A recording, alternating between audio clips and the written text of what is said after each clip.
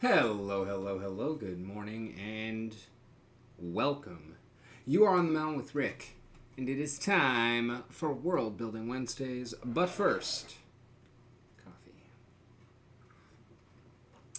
How in the hell y'all doing out there in Twitch land and or YouTubeville? What is good, what is good, what is good with you?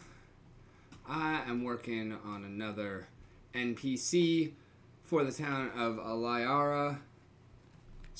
town of Aliara, until hopefully my buddy shows up and joins us, and we will get to working on his character instead. This is Henry. I have not yet placed him, but I think he's kind of cool.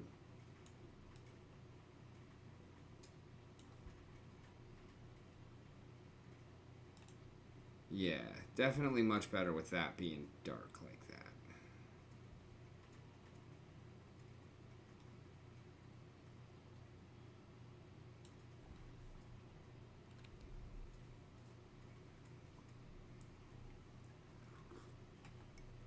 If a turtle wore pants, would it wear them like this or like this?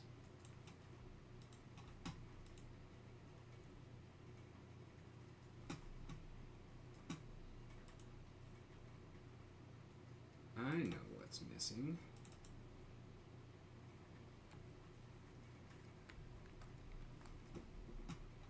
It makes the people come together. Bam, bam.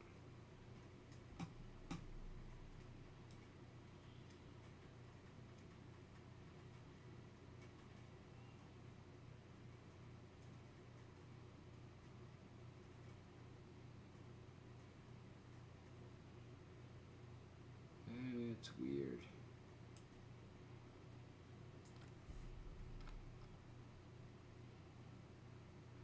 Oh no, that's why. Okay, got it. Got it.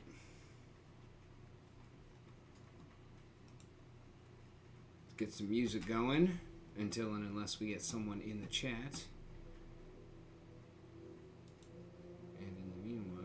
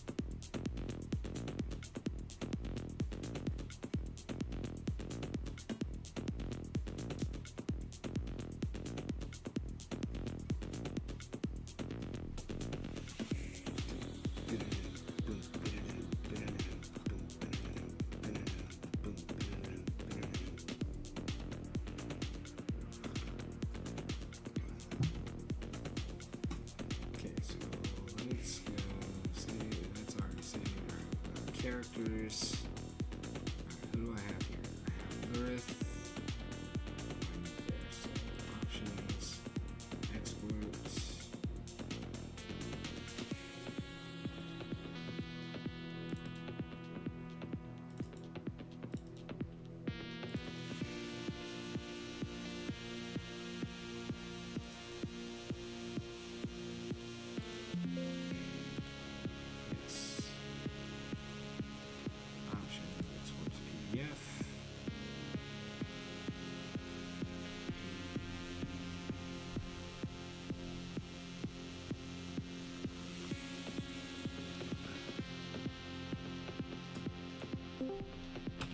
Yo, yo.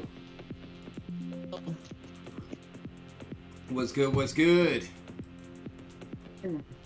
Hey, not too bad. How are you doing? Pretty good, pretty good. I have a project for us to start out with. I need to build a proper character sheet for half patches, so give me a moment to pull up.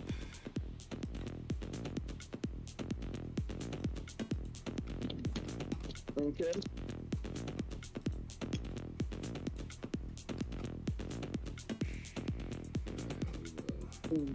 Kill the music. Turn up the volume so that I can hear you. Helps to press the correct buttons to do that. Alright, join the campaign. Yes, okay. Half patches, level 1, 10s across the board, allow everything, and next. Let me bring up my paper for him.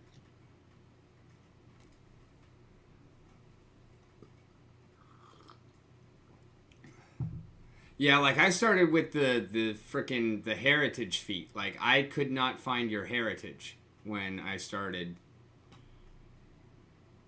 So you said Highborn Snoop? Yeah, where'd you find that though? Like that's what I figured it was.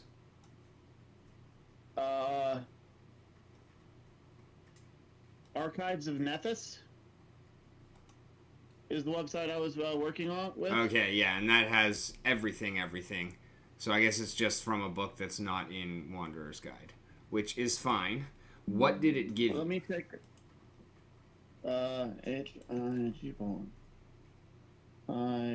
Because in all honesty, everyone's going to have a different ancestry anyways.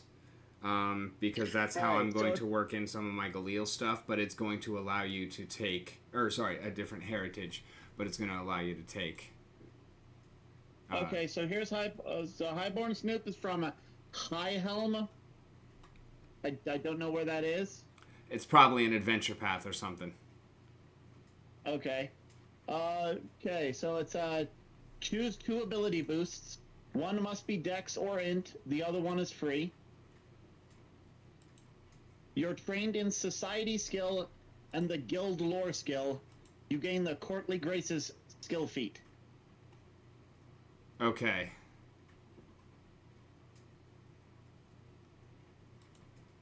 So I chose Intelligence for the for one of the 2 boosts.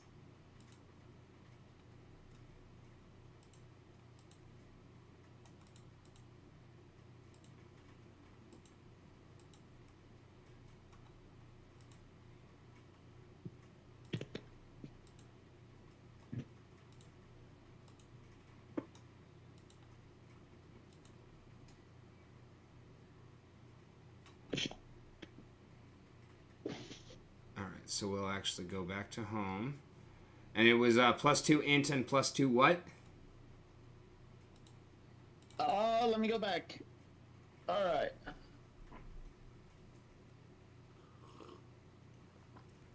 Let's see. It was +2... It was +2 int and +2... One... It was, It was int and free. Where did you put the free?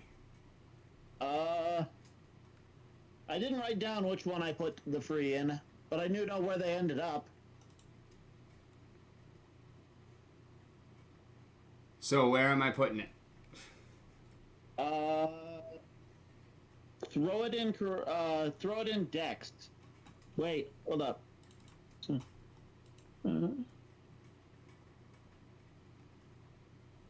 Alright, let's see. Dex, Charisma, free. Okay, put it in Charisma.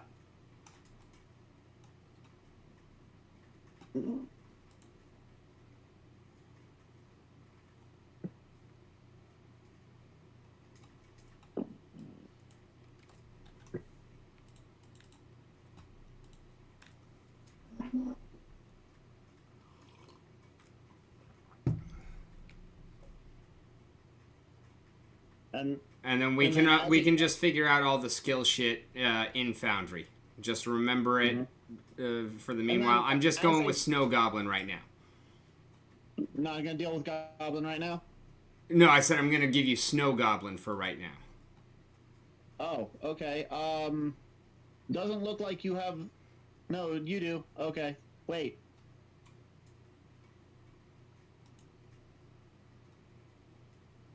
These are all the options I got. Charhide, Iron Gut, Razortooth, Snow, Tailed, Tree Dweller, Unbreakable. How the hell did I get 16 int then?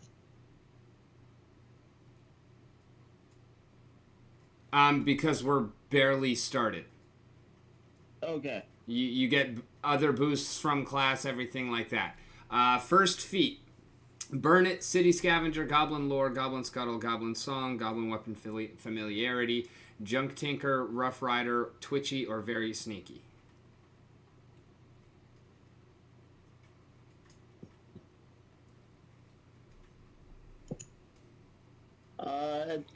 Okay, that's for Ancestry? Yeah, this is your Ancestry. Well then.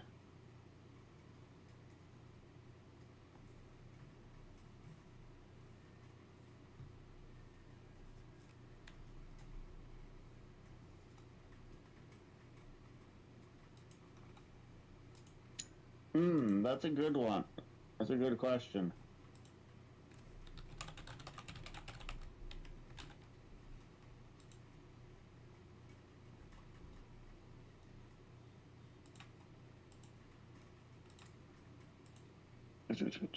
Beats. Beats.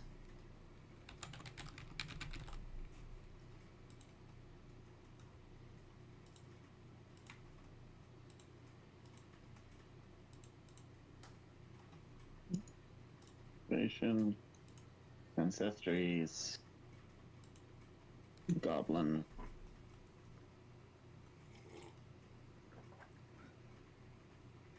Where can I find?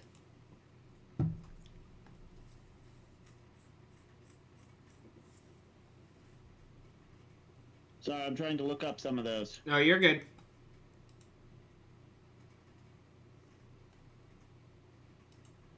If you want to just follow along with me on the same app, it's got all the info in it. Here's a link.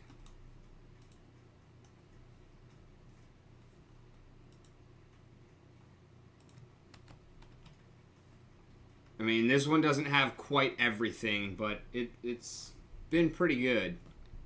I've got most of the characters made.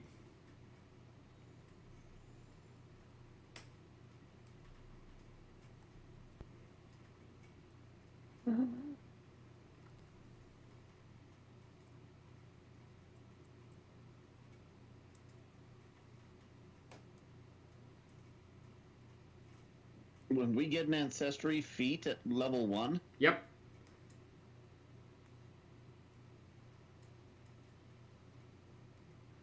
Yeah, Pathfinder 2 is feats every level.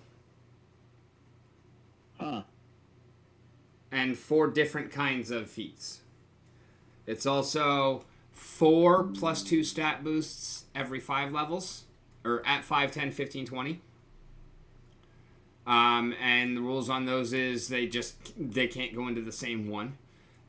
Which is why they do it every 5 levels instead of like one every. And then if you're already over 18, then you only get +1. And combat is straight up 3 actions. It's not like a move, an action, and a fucking bonus action. It's just 3 actions.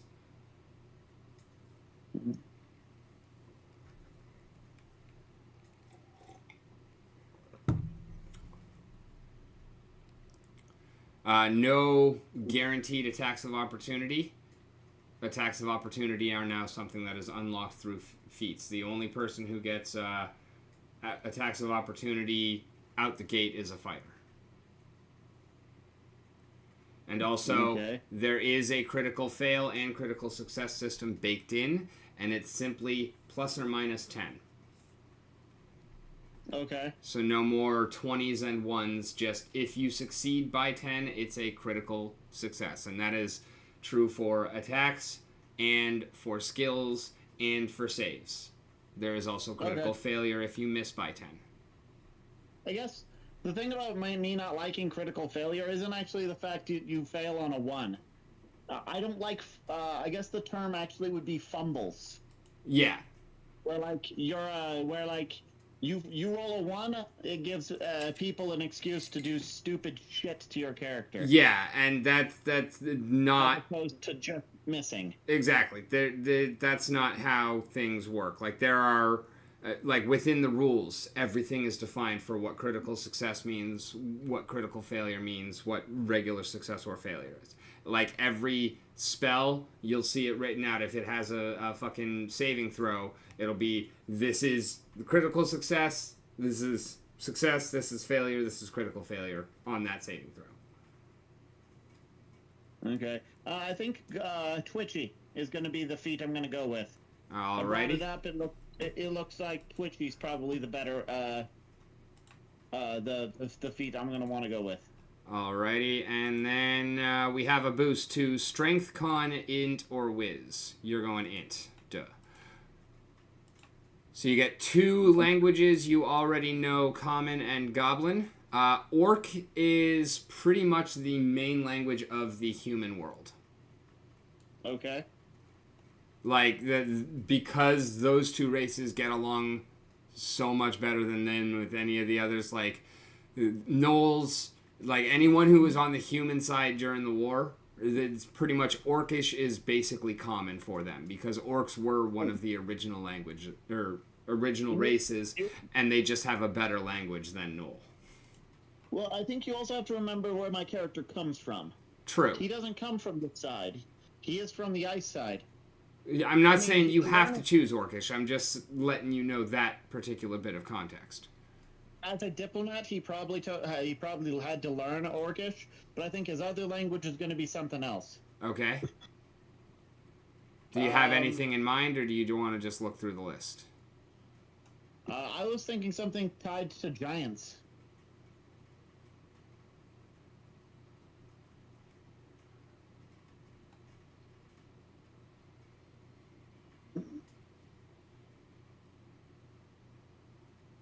Where the heck would I find languages? All right, here we are. Oh, there's literally a language called Jotun. Oh yeah, that's. There we go. All right, heritage we did. Okay, background.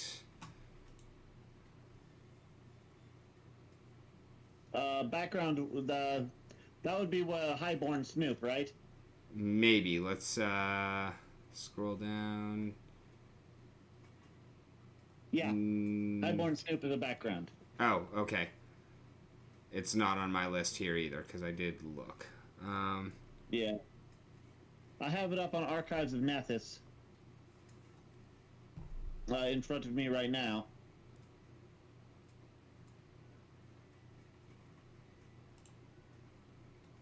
Is there a way to do like custom? Not yet. That's something that I'm going to be adding in for Foundry. I can't do it on this app. Oh, hold up. What is that one?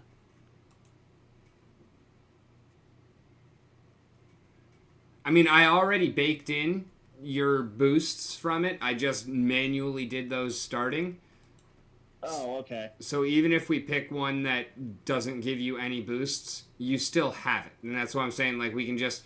The skill part of it can just go get put onto your...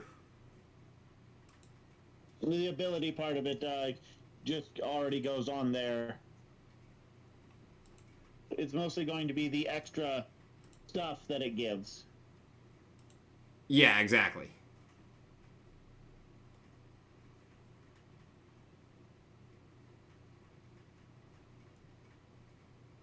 All right, let's take a look at this.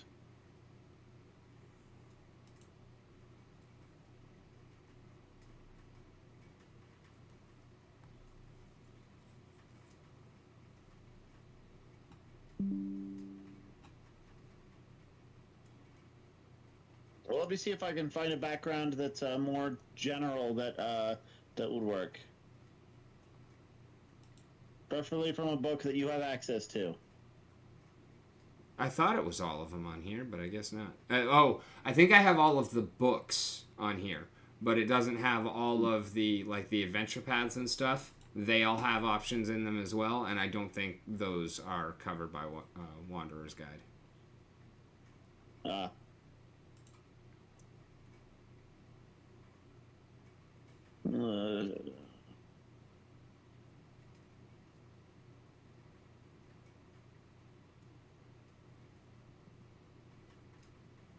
Oops. We could make that one work. Raised by Belief.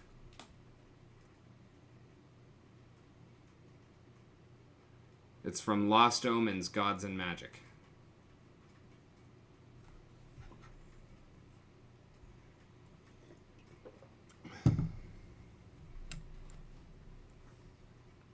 Raised by Belief. Let's take a look.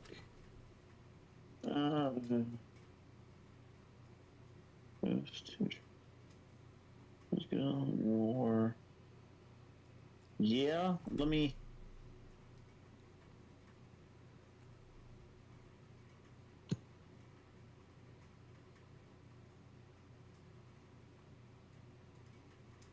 Let's see. Yeah, Gods and Magic.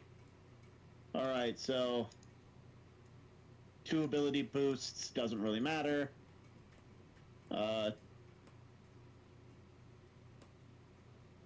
What the heck is Assurance? Even in the worst circumstances, you can perform basic tasks, choose a skill you're trained in. You can forego rolling a skill check for that skill and instead receive 10 plus your... It allows you to take 10. Okay. And then you get lore. I think everything gives you lore. Okay. And it's just the category of lore. Oh. Okay, well, it's pretty close to Highborn Snoop. The only thing that it doesn't give me is the Courtly Graces. But... and was that a feat or what? It's a skill feat. Okay, so yeah, we'll just swap out Assurance with Courtly Graces. Okay. But yeah, it's pretty much the same bone benefits. Okay, so now I need to go back to the home, and I need to drop those 2 back down to 10 since we're going to be buffing them there.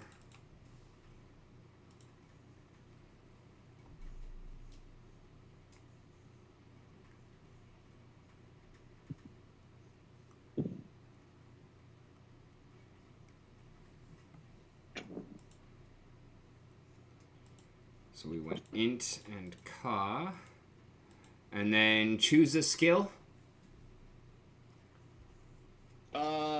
If we're going to make it similar to Highborn's Snoop, it would be Society.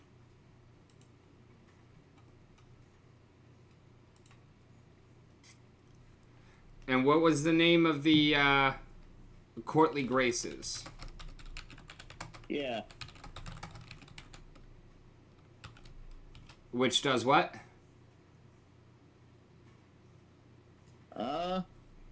Let's see. You can use Society to make an impression on a noble, as well as impersonate to pretend to be a noble if you aren't one. It lets you use Society to do things about with nobility that you normally wouldn't be able to. Got it's it. Not what a feat I'm actually ever going to use. What's your lore? Guild.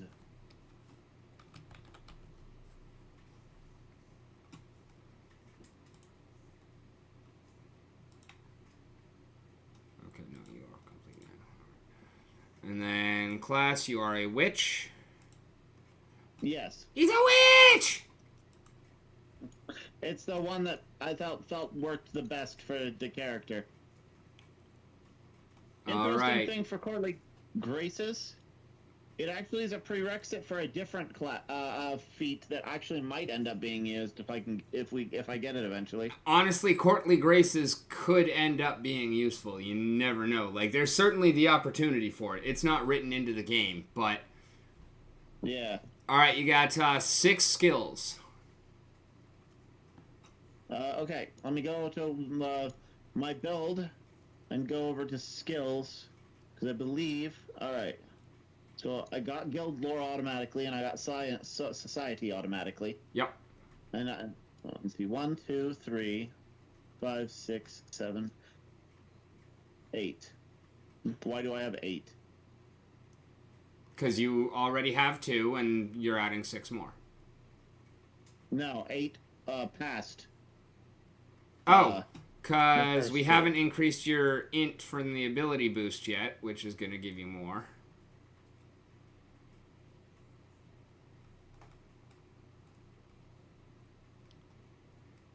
So that's 7, and we'll probably find one more somewhere else and have to come back to do the last one. All right, let's take a look. Oh, doesn't witch? I believe witch. It's something with witch, the class. That's not what I wanted. Witch. Because I think it's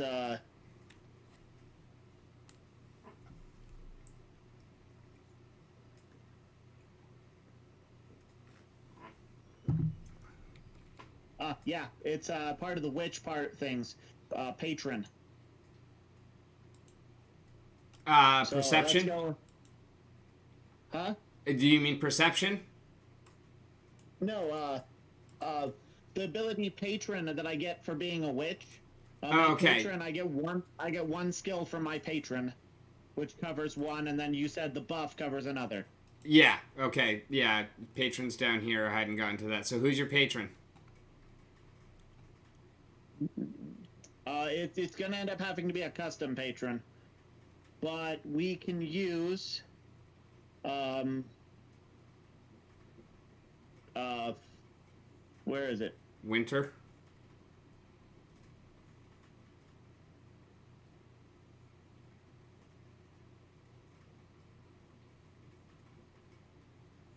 Because my patron was gonna be the dragons of Cadwaller.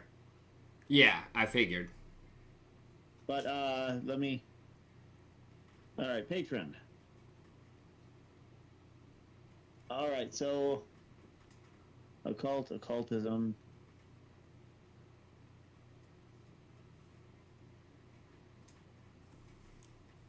Not fervor. All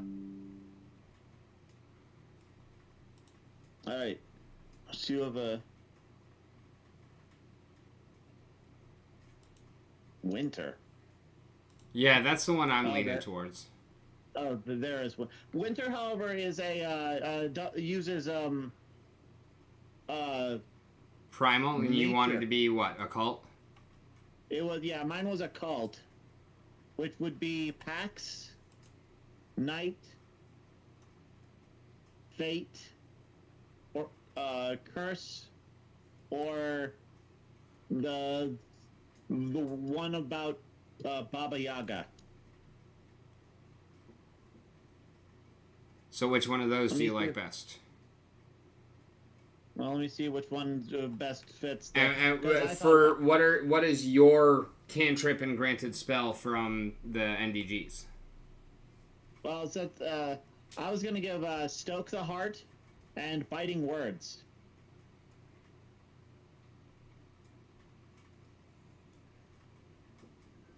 And you're still going to be occult spell attacks, DC's occultism. Got it. Yeah. Yeah, I don't have a problem with swapping those out for you. Yeah, it's still occultism. It's just going to be different spells. All right, and then the skill that gave you is occultism. Okay. Duh. Yeah. All right. So what are your other 7? Okay, so not including occultism, diplomacy, performance, medicine,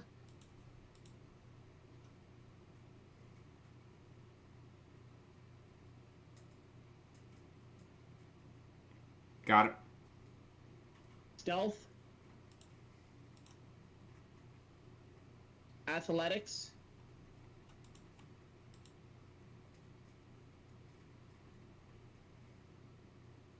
nature.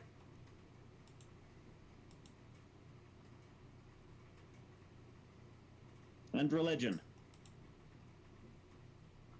Okay. You got 3 more ability boosts because I already put 1 into int. Wait, really? Yep. Why the heck do I get ability boosts? For level 1. Oh. Ian's at 18 already? Yep. And you I have 3 more? Yep. Charisma Dex. Okay. Strength, con, or whiz.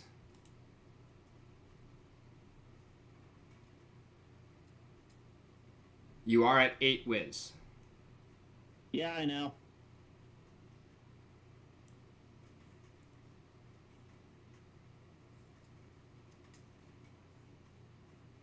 I'm debating either con or wisdom.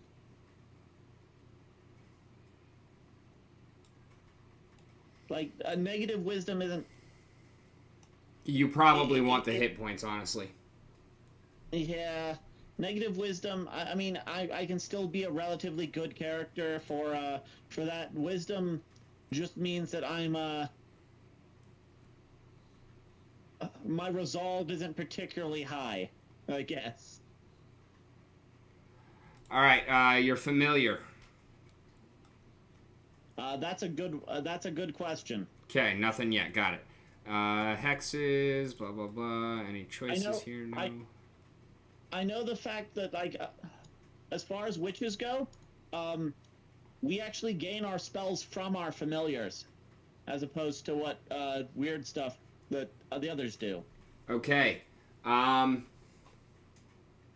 The familiars currently are basically a gift from a gift from our patrons to keep an eye on us and tutor us. So there are currently no pets or any kind of companions or contraptions within the party, but we are waiting for a decision to be made on characters from 2 players, and one of those is probably going to end up playing a tiger tabaxi that has a tiger animal companion. okay. Currently little cute little tiny kitty baby tiger, but just so you can have that information in mind when selecting a familiar. Well, there are a couple thematic ones, but really we want something something that would be at home on the ice side. Yeah. That reduces the list of things that are, normal. Significantly. Yeah.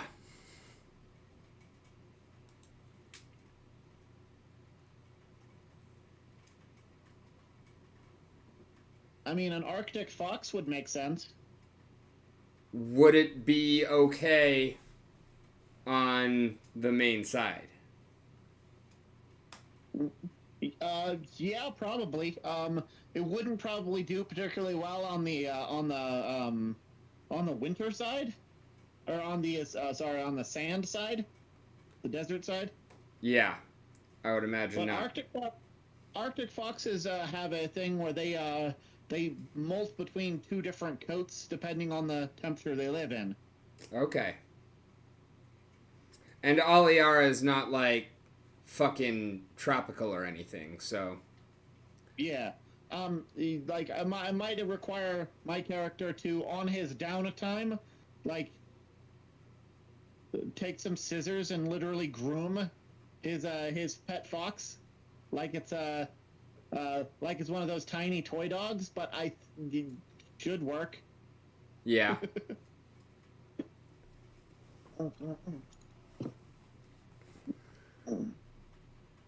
All right. I'm glad to finally have you be built.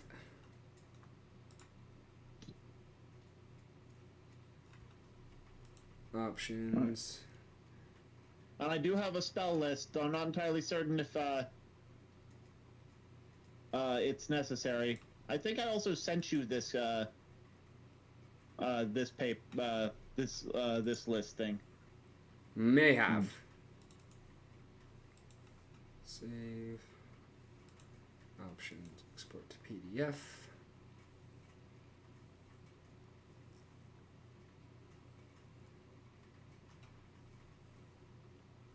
Save.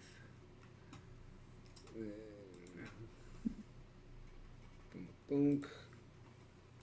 Upload.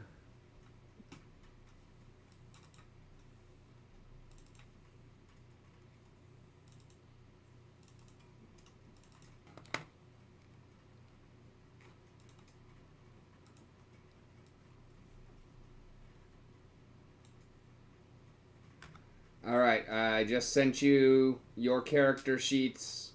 The guide care is for the Wanderer's Guide, and then the character sheet is a PDF of the Pathfinder version. Okay. What'd you send it to me on? The Roundtable Voice. Oh, okay. And then I'm also sending, because I recreated the mini on Hero Forge as best I could of half patches, but I don't think I got it perfectly right because the face is definitely different. I believe on group, that one, and open there.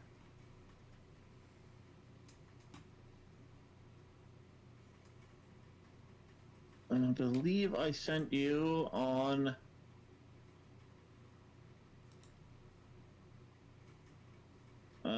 was it on your direct messages?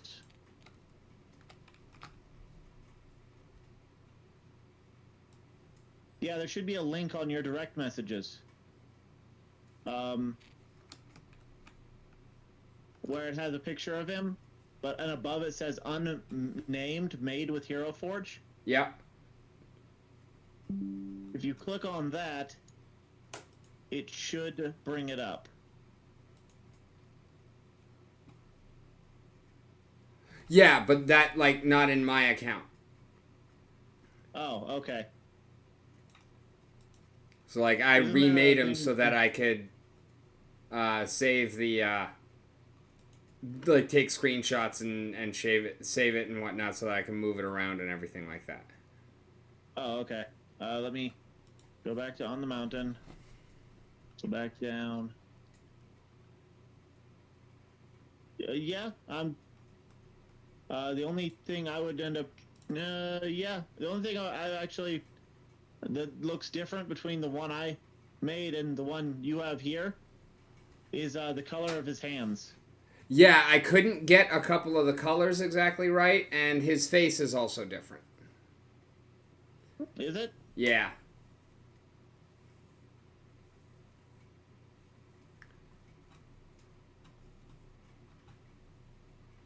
Yeah. Yeah, Do you remember what kind of paint it was that you used? Was it cloth or leather, paint, plastic, whatever? Actually, you know what? I had it up just a second ago. Let me bring it up again. There's a site.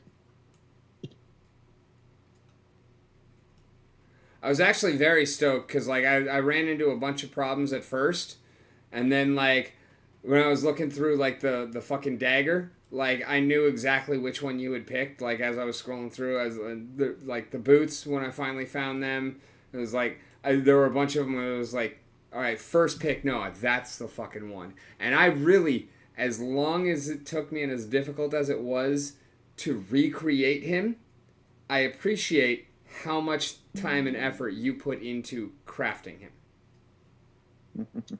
Because none of them options was right up near the top. You fucking dug.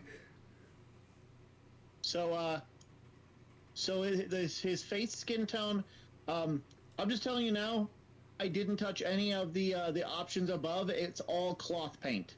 Oh, okay. His face skin tone is in the neutral column, and it's called Stone Zone. Okay.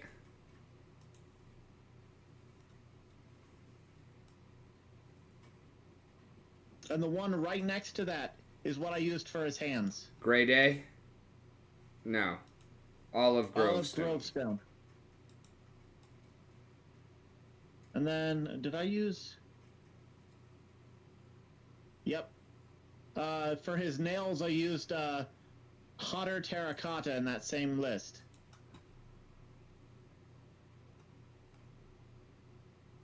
I don't know why I painted his nails red. Or sort of pink. Lips. Are they blue? What did I use for lips?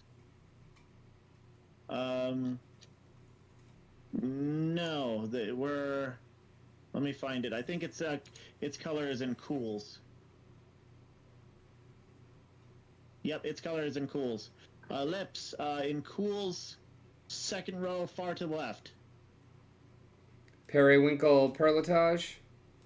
Yeah. All right. His eyes. Did you change them? No. Okay, and then the hair color. Cream Dream. No, that's way too bright.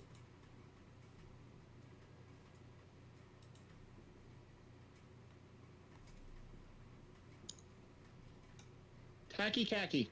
Okay, so I did get that one right. Yep.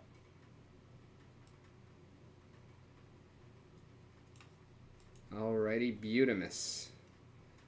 Let me go to his head and get what his head name is.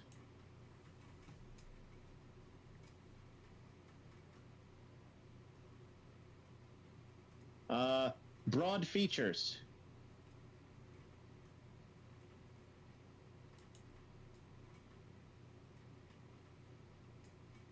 Yep, there we go.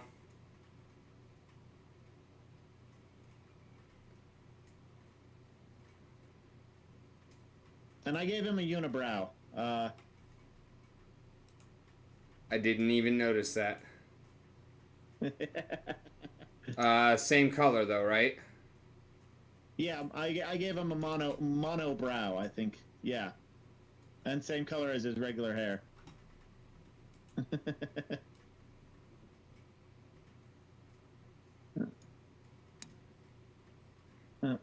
Alrighty. All right. Yeah, he looks pretty good. The only thing I noticed that's different between the two, and that's not really a particularly big thing, is that I straightened his posture up a bit, and that's about it. And that's not necessary. So.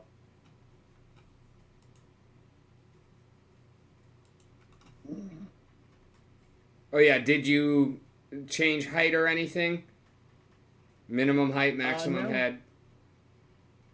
No, I just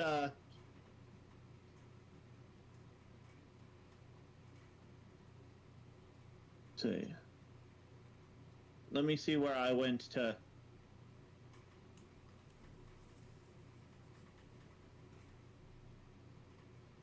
No, that was fine.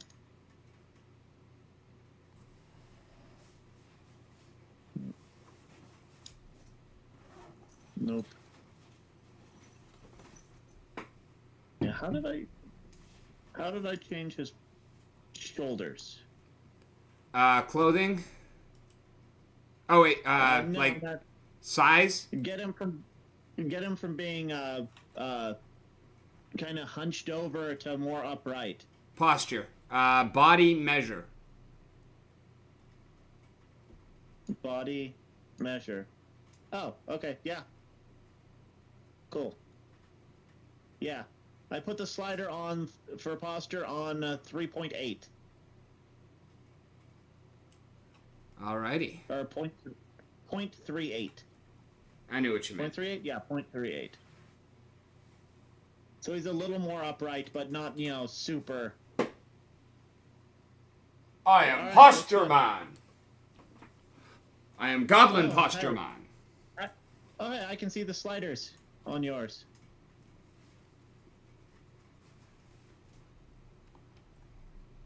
Alright. Now we'll take the screenshot here. Download. Yeah, that's fine.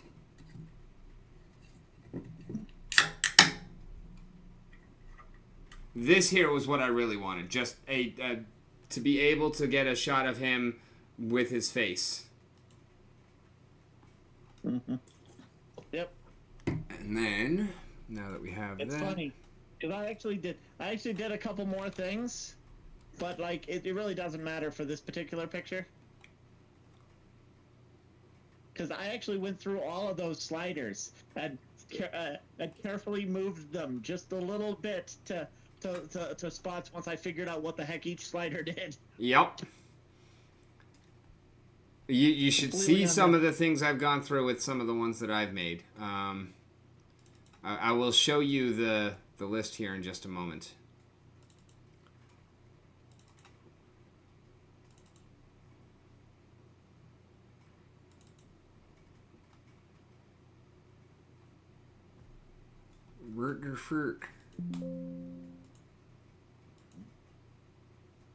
Oh, that's why. Alright. Now you have half patches.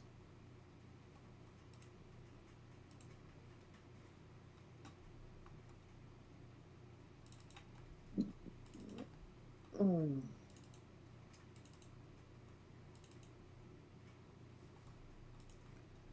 Fuck you. Hero Forge. Screenshot. Download.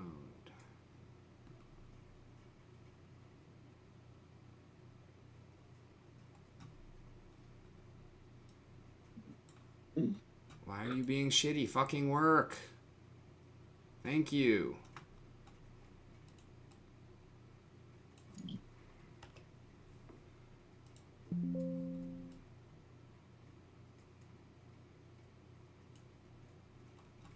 Yes.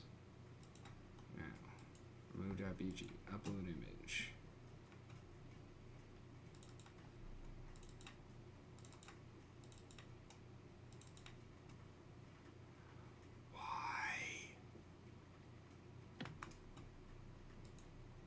Why are you like this?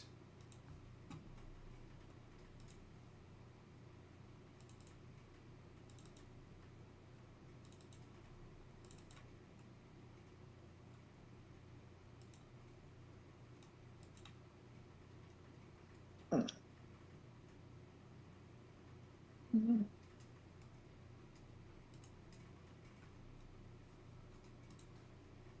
Download. Yeah. Don't mess with that until I get it. Fine. Do it that way. I don't care.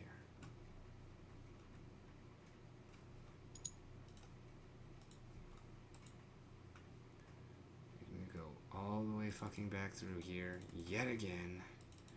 You'll fuck your guy. Open.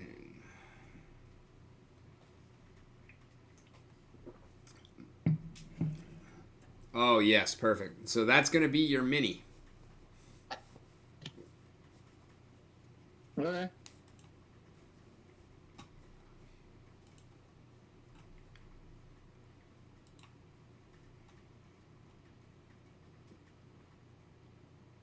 At least until I can actually, like... I might be able to buy these as, like, the digital file usable for, like, 3D printing them. And then use that file within Foundry and actually have the full 3D mini in the game. That'll be really cool. But that'd also require, like, $10 per character to do that, so... And I don't actually know whether or not that functionality works like that, so... Okay. But I am very excited to be fucking with Foundry. I've been having a whole lot of fun with it, and we've started getting a lot of shit set up right. So I am loading that up now.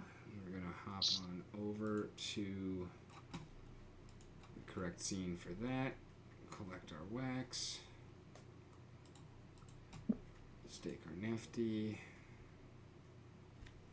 Okay. Continue doing this while Foundry loads, because it takes a hot minute. Mm-hmm.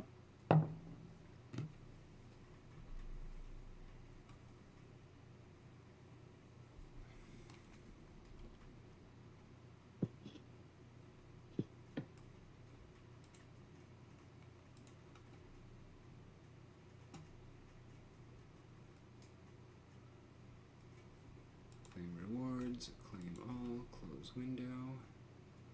I also need to x.com. I need to tweet the blast for my interview tomorrow. Interview? / today. Well, for my off-the-cuff interview series. Oh, okay.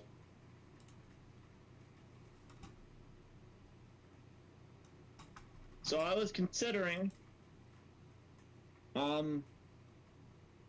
doing some of my own videos. Oh, yeah? I support this. On what? Well, I thought I could do at least a short series on my file of pre-made D&D games, going through and basically giving a run-through of like the pre-made game and my thoughts on like how they run and how they work. Because, like I said, I have enough pre-made games in that file. I could probably run through like maybe 3 campaigns from 1 to epic level and not actually make my own shit up.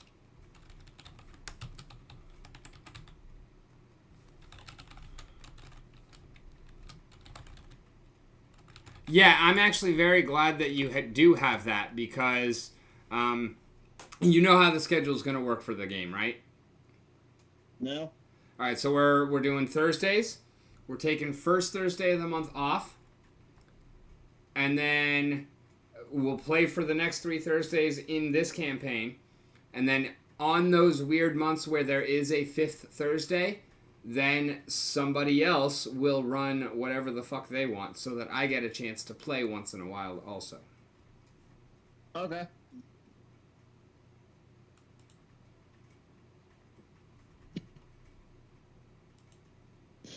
And so yeah, like Kevin is definitely interested in running some. He said that he's gonna do the first one, and probably like he's already expressed interest in running a second one. And they're kind of few and far between. I'm not saying we won't ever take any other weeks off either, because like October 14th, we're going out to Halloween Horror Nights. So that will be one where somebody can step up and run something. So that'll probably be when he runs his. Cyberpunk 2077 or Cyberpunk Red or something cyberpunkish. Right. But yeah, like I'm glad that you have all of that to fall back on and whatnot, to be able to at any time for whatever reason just be able to run a one shot and everybody still have fun. Yeah. It's funny going through this. How many do you have? Just rough ballpark guess. I have them all in one file. There are 64 of them. Oh, okay. Honestly, that's not as many as I thought. You probably have more books than one-shots.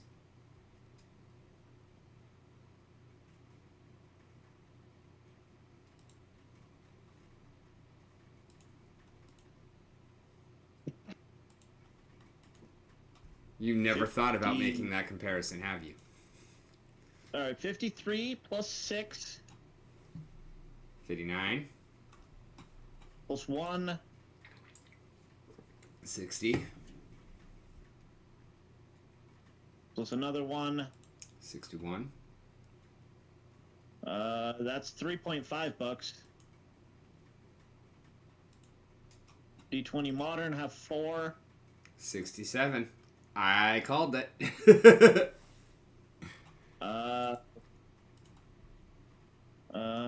Setting books. Oh god. 3 from Dragonlance. 4 for Eberron. 7 for Forgotten Realms.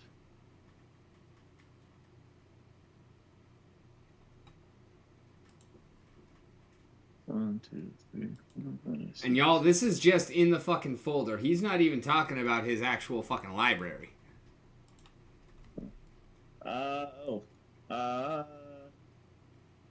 One for Spelljammer. Okay. Then Ghost Walk.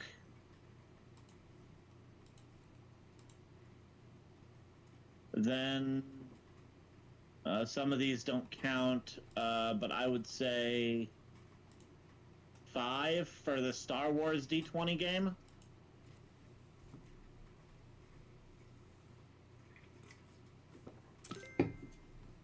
All right. I think one of your jobs that is not important immediately, but we need to import lightsaber into PF2E. Okay. I have 7 World of Darkness books. Damn. And then 1, 2, 3, 4, 5, 6 miscellaneous game books. Although the Don't Rest Your Head and Don't Lose Your Mind books are very tiny books. Yeah, you definitely have a lot more books, even just rule books, not even counting the setting books, than one-shots, which is not how I would have guessed. And also, I was kind of surprised to hear that you have 7 of any one system that is not D&D or D20, modern, future, past, whatever. Actually, it's 8. Oh, well, there you go. The World of Darkness, or at least the old series books, were interesting because, I mean, it's World of Darkness. They did the Vampire and the Masquerade thing. But there were, like, a bunch of different monsters you could play as, and they had a rule book for every single one of them. Okay. Like, you want to play a vampire? Vampire, the Requiem rulebook. A werewolf? They got that. You want to play Frankenstein? Yeah, Promethean, the Created. I honestly like that. Yeah, that sounds pretty fucking dope. I'm not gonna lie. That sounds. You want to play? You want to play a mage? Just like a human spellcaster, like a witch? Yep, they've got that. Mage the Awakening. Like, all of these books are like, you can play the monster, and that's the appeal of World of Darkness. You play the monster. Yeah, it sounds pretty cool. My favorite book, however, well, you either play the monster, or you... There's one book. There's 2 books, actually, where you don't play the monster. There's Hunter the Vigil, which I think you can guess you play a monster hunter. And then a very unknown book called World of Darkness Innocence. Interesting. Which...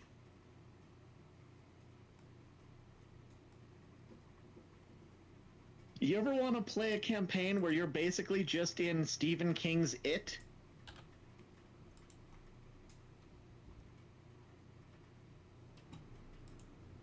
The Innocence is a book for rules for having children characters in the World of Darkness setting. Huh. Okay.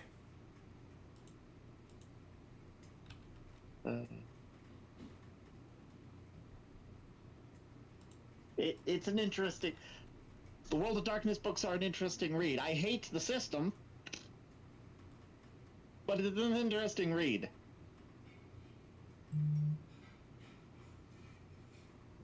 For the world building they've done in their stuff.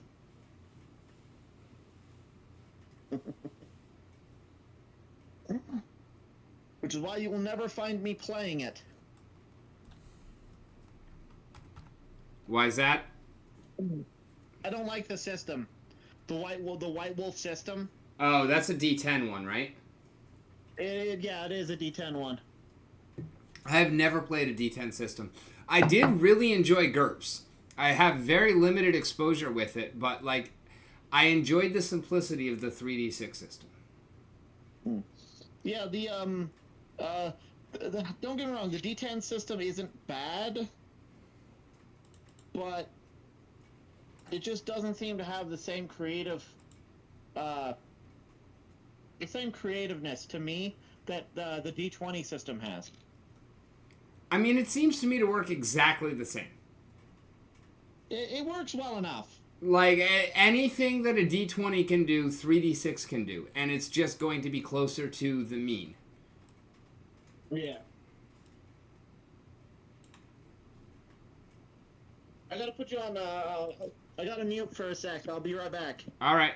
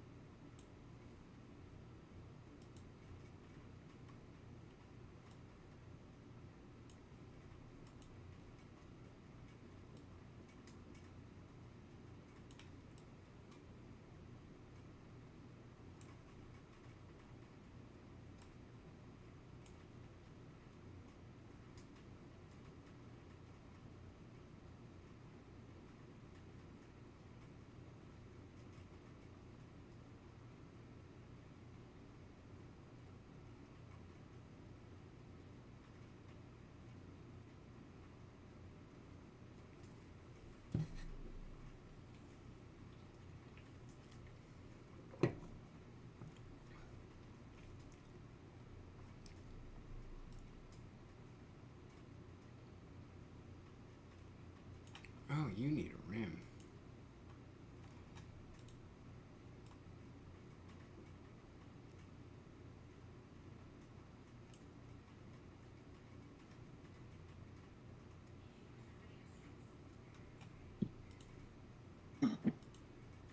Save. Hello. Screenshot. Welcome back. This is now a cat stream. Is it ever not? I don't know, is your cat in there with you? No, actually, usually he's with Mom while I'm streaming.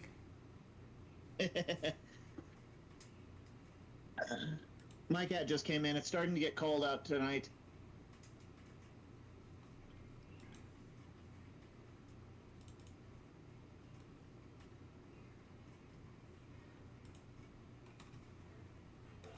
Do that. Now back to remove.bg.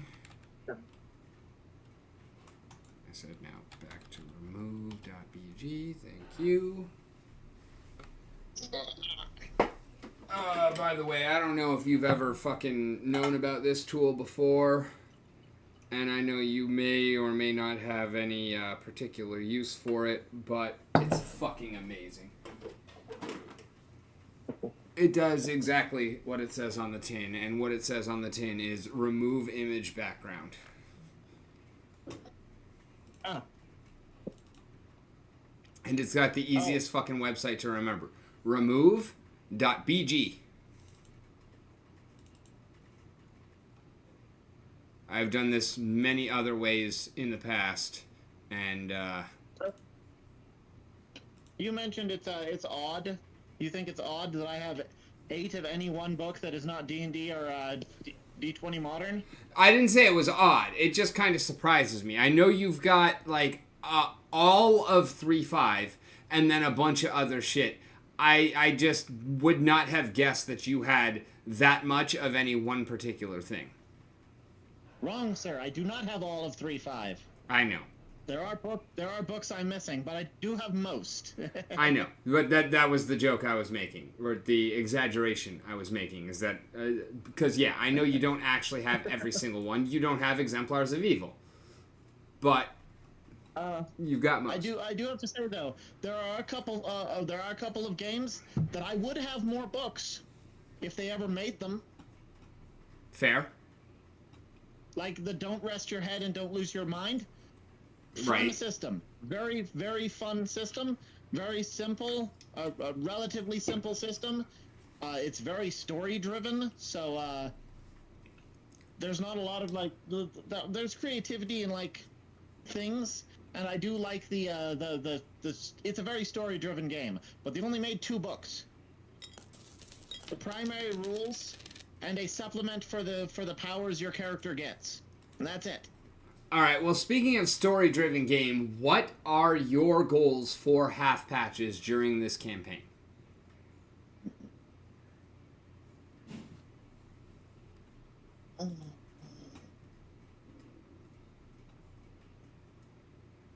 That's really asking what are the new dragon gods? What are the new dragon gods' goals they gave to half patches?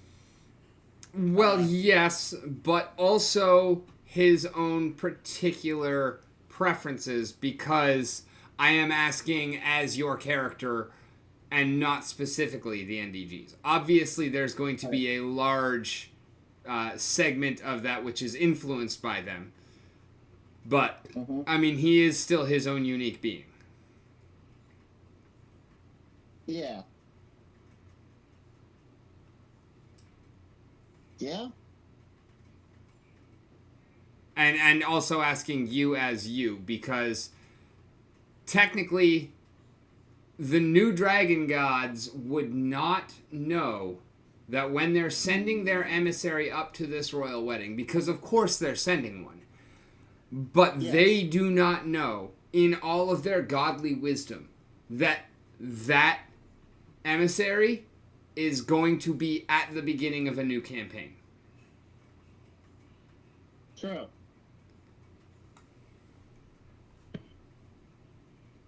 That is very true. So, I mean, just the simple fact that you're going to join the party, which, again, I mean, that's on you as to how you respond to the call. The call will be put out. But just the fact that you go on with the group rather than go straight back to report, I think that is going to be something that is coming from half patches and not from the NDGs. Yeah. Well, then, let's be fair here. The NDGs are far enough away that half patches probably was. They didn't need to send somebody particularly, noteworthy to this. It's so far away that diplomacy is not all that necessary. Yes and no. I mean, it is so far away and it doesn't really affect them, but this is kind of fallout from the end of the war. And it is one of the most major things that has happened planet-wide for, as far as implications for the planet since the end of the war. Yeah. So, it's an important event. Which is why I think in the first idea, we were going to have one of the new dragon gods actually physically there. But I don't really like that idea anymore. Okay. Even as active as they are, I don't think I care much for that idea anymore. Yeah, I'm okay with them not being there. Yeah. I don't think that's a top-tier necessity. All right. Well, give me a little bit to think about it. Yeah. Because I have to consider what the new dragon gods would care about this particular situation. Well, you got 2 weeks before the campaign actually begins. We do have Session 0 next week, and oh my god, I'm so excited. But on that note, let's hop over here into Foundry, and since you are the assistant DM, I have some things I will show you that as a player you would not get to normally see. Okay. And also, hopefully this will allow you to... I'm giving you permission to metagame in terms of letting the players know that maybe we should turn the fuck back, because all of these encounters for the beginning are optional. Like, the information that they need will be found out early before there's any danger. But if they keep going, they will get in over their heads. Yeah. So this is where the first encounter is going to happen.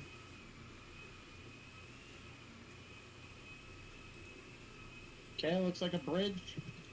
It is indeed a bridge. And you see player characters at the bottom.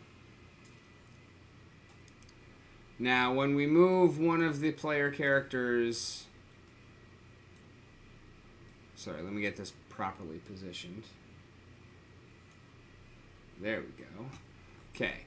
When we move one of the player characters in, number one, you see how the fog of war is kind of following me actively as I move, except that my potato is not keeping up, so it's not.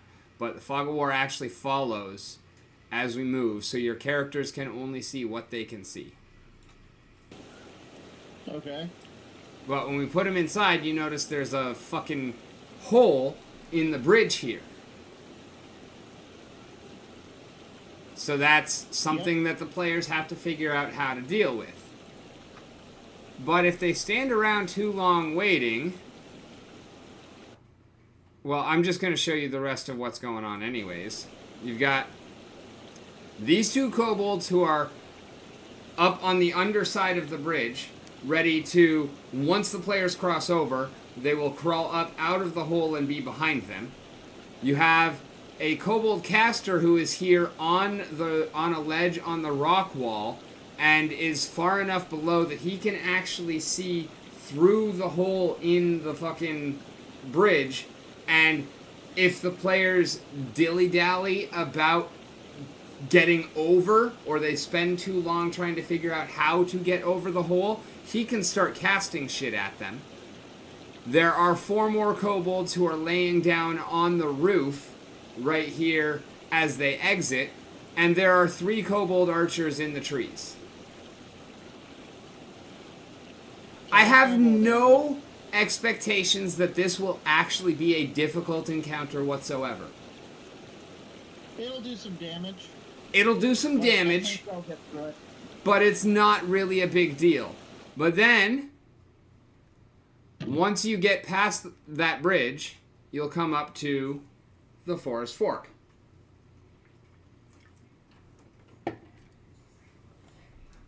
Hi, baby. Thank you. What are this? The guava smoothie. Ooh. Hello. That was to you. Hi, Ben. You can see me. Well, he can't, but anyone else? No, actually, you're pretty much blocked. Okay. Camera's only going to like right here. Okay. Love you. All right, so once they get through that, then they come to a fork in the path. You want to go left or do you want to go right?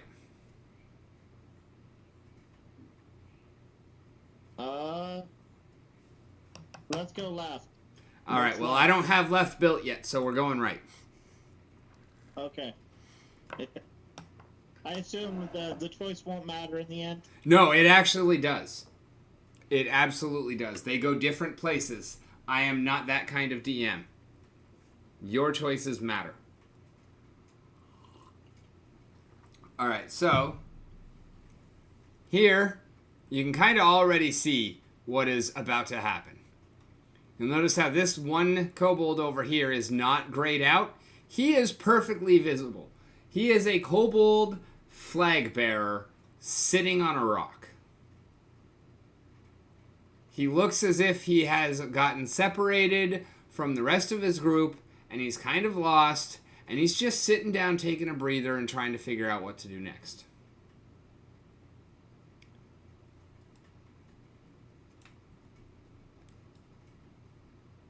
Okay.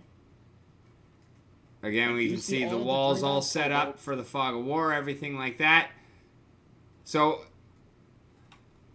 let's say that the party just kind of traipses forward to approach him, right? Soon as we get here, actually, what they want to do, they're going to try and split the party with this trick. But we got 3 kobolds up in this tree and another one up in this tree. And they have already sawed through the trunk of this tree. So the trap is, they're going to try and split the party with it, but they pull up on the tree, and that basically finishes the break, and it falls forward in across the path. It is a big enough tree to block the entire path, and as you can see, it's like 8 feet around, so you could get over it, but not easily. And they're going to ride the tree down and then jump into combat. We've got a caster here, a ranger here, a ranged here, here, and here. And this is the wrong way to go. Okay. That would make them think that this might be the correct direction.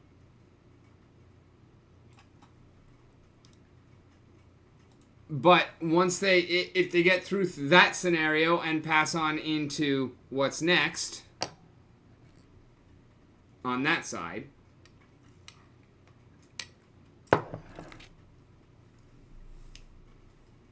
we are going to come to this little clearing area.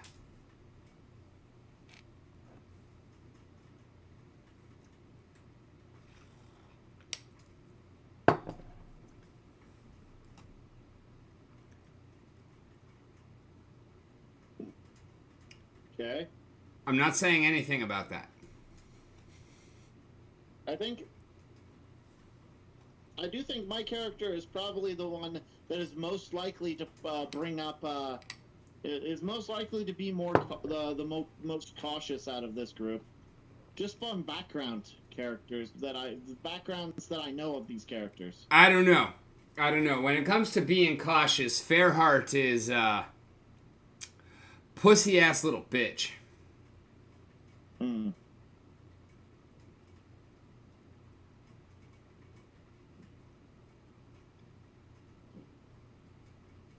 But no, that's definitely going to be a trait that serves you well. Yeah, I don't know if I'd call that cautious. Like, the goblins of Cadwallader have been basically at war with a lot of different things for a long, long time. You think so? That tends to breed... What other war do they have other than the Frost Giants, which has been over for a significant amount of time? Longer than a goblin's life cycle. That is true. I'm not saying he can't be cautious. I'm just saying I don't attribute that to being a Cadwallader. I attribute that to a personality thing. I think the Cadwalladers have actually lived a fairly... I mean, aside from the environment, a fairly peaceful life. They're far enough away from everything else that aside from the war with the Frost Giants, which is over, I think they're just kind of, they do their thing and don't fuck with others. Well, my thought about the war with the Frost Giants is that having something like that in your history and not completely winning, they're still out there, that breeds paranoia, or it can, very easily. Oh yeah, no, that makes perfect sense. Perfect sense. Now, you're right. The war's been over for quite some time. It's entirely possible they're no longer as paranoid. But for one that's leaving to go do stuff for the dragon gods, probably a little bit of paranoia goes a long way. Yeah, no, exactly. I'm not saying get rid of it. Like, I like it, but I'm just saying. Why you need to go there. All right, half patches. We need to update. All right, so this. Fuck it. Close here. This is your starting position. Okay. So you are actually kind of behind the action, which is going to give you an interesting vantage point that nobody else really has. Because my character a high-up diplomat, basically. This is the emissary table. You and Brother Bonk are both at the emissary's table. You're just at opposite ends of it. Particularly so that y'all can see different shit. And you can see, like, so the people that you see that have the backgrounds, those are PC NPCs. In other words, they're PCs that currently don't have a player. Okay. So if they end up having a player, cool. If they don't, they may or may not actually be part of the campaign at all. But you'll notice how each of them have their own unique vantage points and everything like that. Like, everybody's placed. I know what's going on with everybody. And there are a few more to add in. And then, of course, I need to add the general milieu. Because obviously this event is pretty fucking crowded. And then over here on the left side are some statues. Okay. I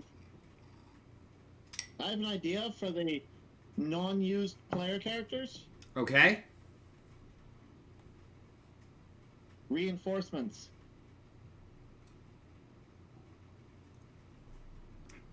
Maybe. Somewhat. Some of them.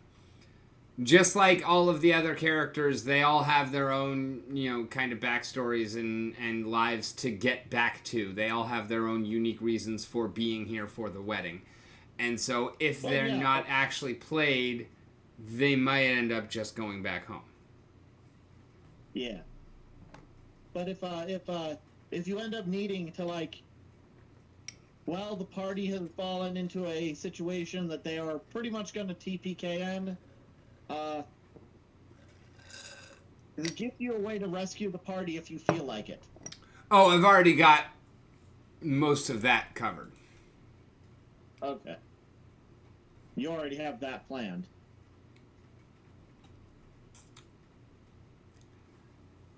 All right.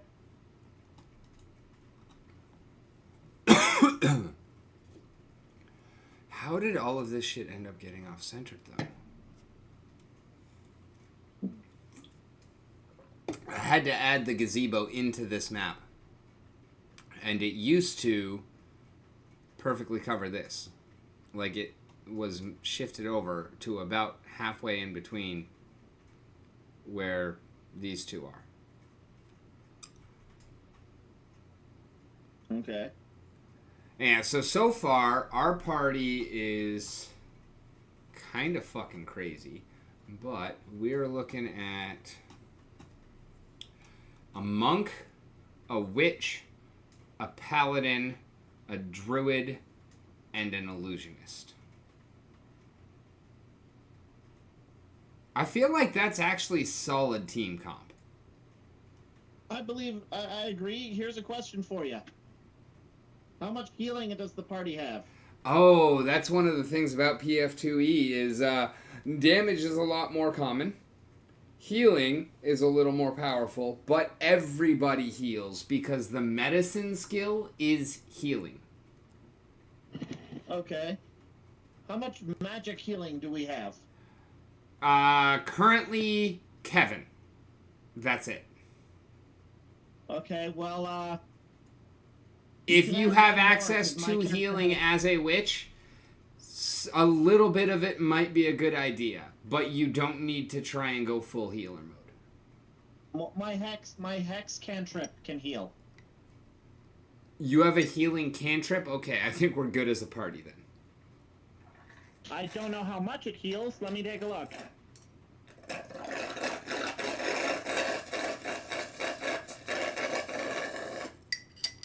I didn't do it. Okay.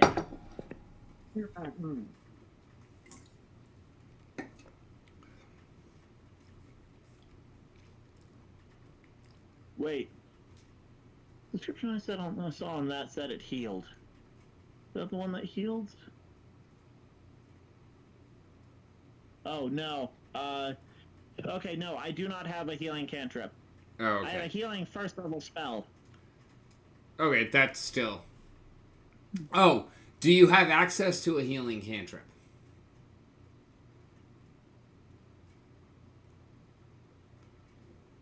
Well, I get... No. Is there a healing cantrip in the game? Because remember, every player that is currently a PC is getting a free cantrip. Because that's just how Galil is. There are certain races, certain characters that will not get a free cantrip. And if you would rather something else, we can discuss it. But, like, dwarves are obviously not going to get a free cantrip. Our backwards are not going to get a free cantrip. Because they can't fucking cast anyways. But they'll get something compensatory. But that's why I need to figure out how to add heritages into Foundry. Because that's exactly what I need to do, is create that Galili heritage. And it's going to give you those options and then give you access to another heritage so that you can still pick whatever the fuck you wanted for character building reasons. Okay. So answer, no, there are no healing cantrips. Okay. It's not on this list. The closest thing you have is healing plaster cantrip. It allows you to turn mud into it allows you to take dirt or mud and turn it into a clay-like plaster. This substance can be used in lieu of healing tools for medicine checks to administer first aid or treat wounds. So you don't. It takes the place of tools for medicine checks. Yeah. Which, okay, I guess. Yeah, doesn't really seem particularly important. But it's all good. I have the spell Soothe, which heals 1d10 plus 4 hit points, and gives +2 status bonus to saves against mental effects for a minute. That actually might end up being better than it seems. Because of mechanics that you already know I intend to run, although nobody knows about them. But, like, there are a couple. Have you looked into PF2E at all? The rules differences, how things work, anything like that? No. I mean, as my assistant DM, that's kind of stuff that it's important for both of us to know. I'm working my way through it. I'm making some progress. So, there are 3 healing spells that are first level. Okay. There's Heal, which is heal. Yeah. There's Necromancer's Generosity. And there's Soothe. You just said And you to be have completely Soothe. I have Soothe. And to be completely honest, Necromancer's Generosity only works on undead. So there's really only 2 first level healing spells. Got it. I assume Heal is like a very general. I don't know. Honestly, I have not yet gotten into spells. Divine and Primal. And Soothe is a cult.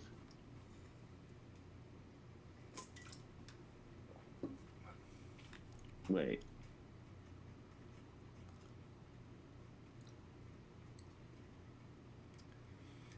The crazy thing is we have 2 unarmed fighters in this party. We have nobody using a typical weapon. My character is a spellcaster. Yeah, that's exactly. Like, Brother Bonk is a monk. A martial artist monk. You're a caster. Kevin Anderson is a pacifist. Imagine Achilles from... Or imagine Brad Pitt's Achilles combined with Captain America. Like, he fights with a shield. That's what he does. We have Lurith. She's a druid, which means she's a bear or something else. She's a shapeshifter. She doesn't use a fucking weapon. And then we have an illusionist.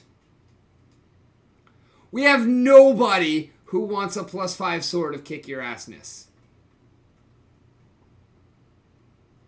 That's fucking crazy. I love it.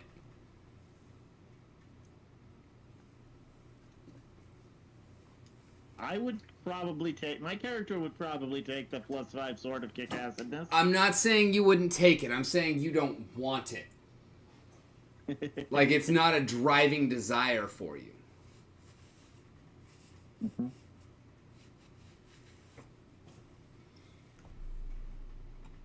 And it's hilarious because there are so many of these characters who would.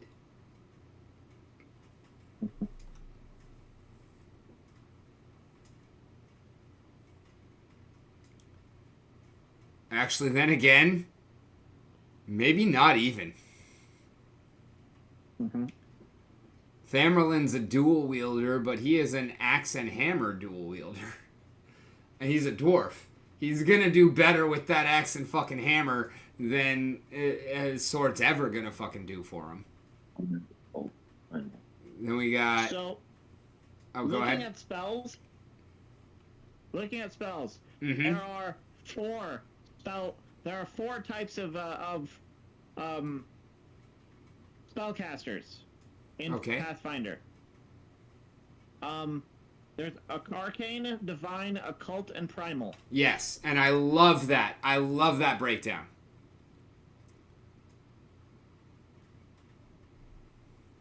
And looking at healing spells that are first level,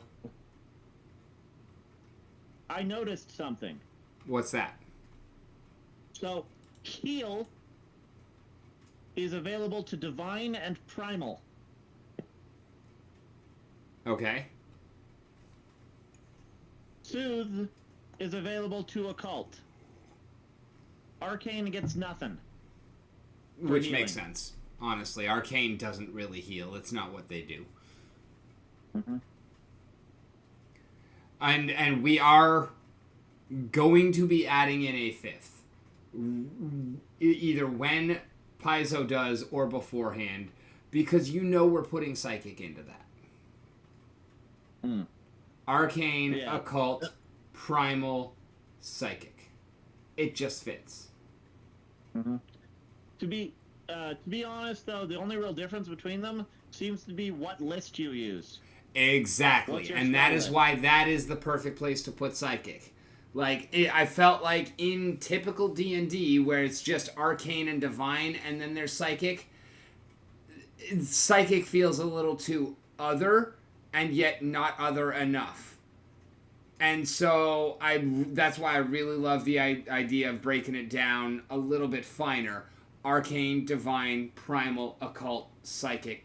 That seems perfect to me. Because then you can always add another one in if you think of something else, and it's not too extravagant like it was under just Arcane, Divine. Oh, and by the way, there's Psychic too.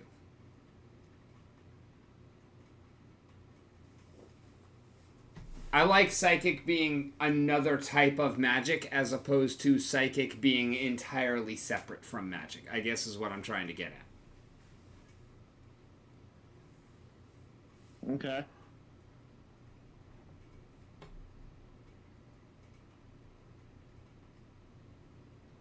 Who are we missing here?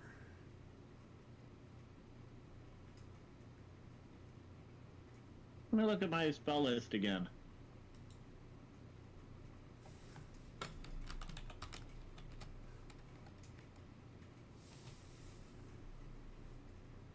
What's my cantrip? So I thought my cantrip healed, but it doesn't. Let me read what my cantrip actually does. Or what my gifted cantrip actually does.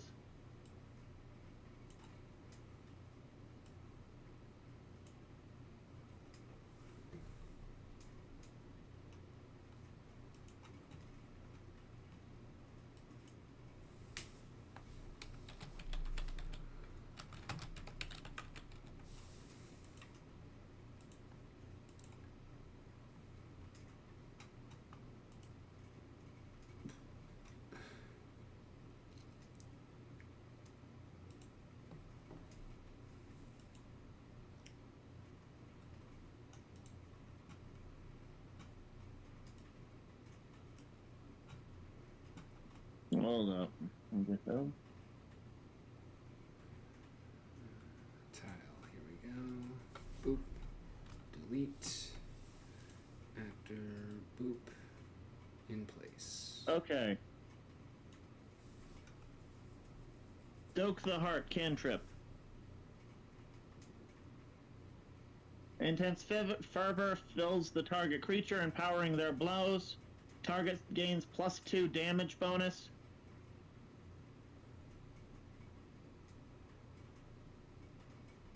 Yeah, +2 status bonus to damage rolls.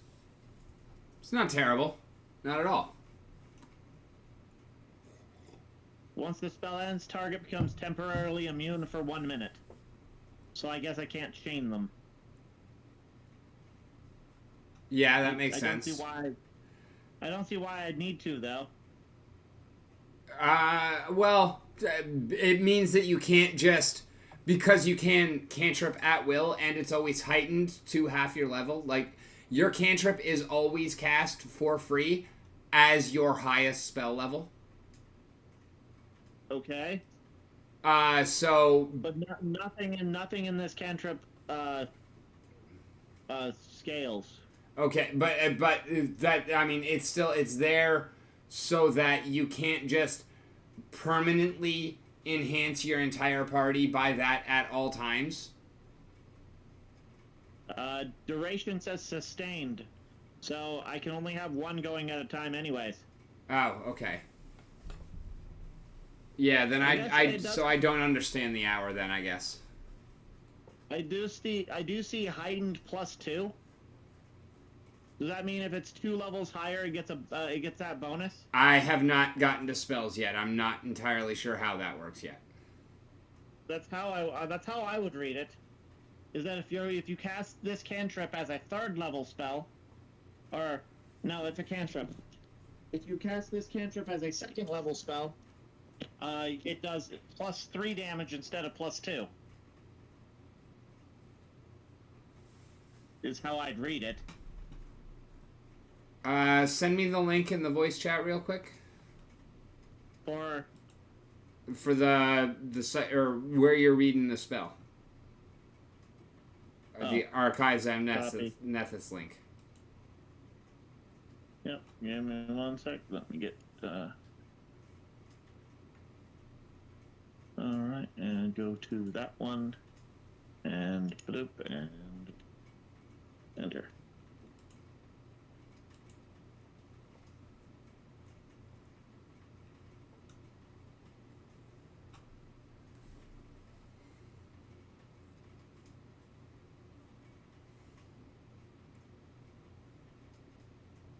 Because, yeah, honestly, I have not looked at a single fucking spell yet. I don't even know what the layout looks like.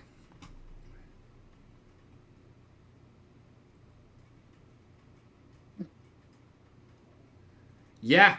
I mean, I cannot say for certain, but it seems to me like when you're level 5 and can cast spell rank 3, then it will increase it to +3 damage. When you're level 9, it will be +4. At 13, it would be 5. And at 17, it would be 6. That is exactly how I would read that. Okay.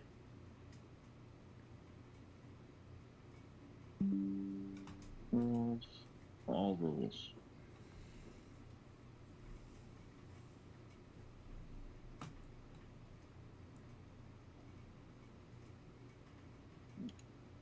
Or... Oh, okay, and no, it's sustained up to 1 minute, and then once it ends, target becomes temporarily immune for 1 minute. So you can't just permabuff the barbarian. Yeah. But 1 minute is plenty of time. Yeah, that's 10 rounds, so... That's plenty of time to finish one piece of fight and then 1 minute to wait between fights. Normally happens anyways in D&D games, so... Yeah. It just means if we happen to have a fight that goes more than 10 rounds, effects wear off and you cannot immediately reapply. Mm-hmm. But it's still short enough that, I mean, if it goes 10 rounds, it could go 20 rounds. And if it does, then you can reapply, which, hey. Yeah.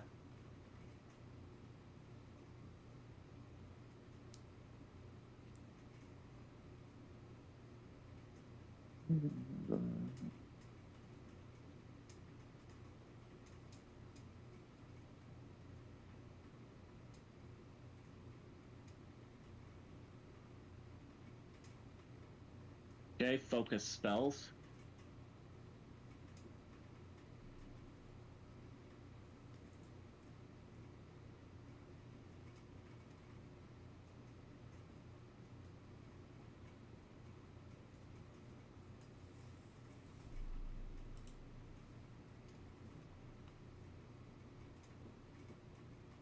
Sorry, I'm scrolling through the rules on spells. Oh, you're good. Nothing to apologize for.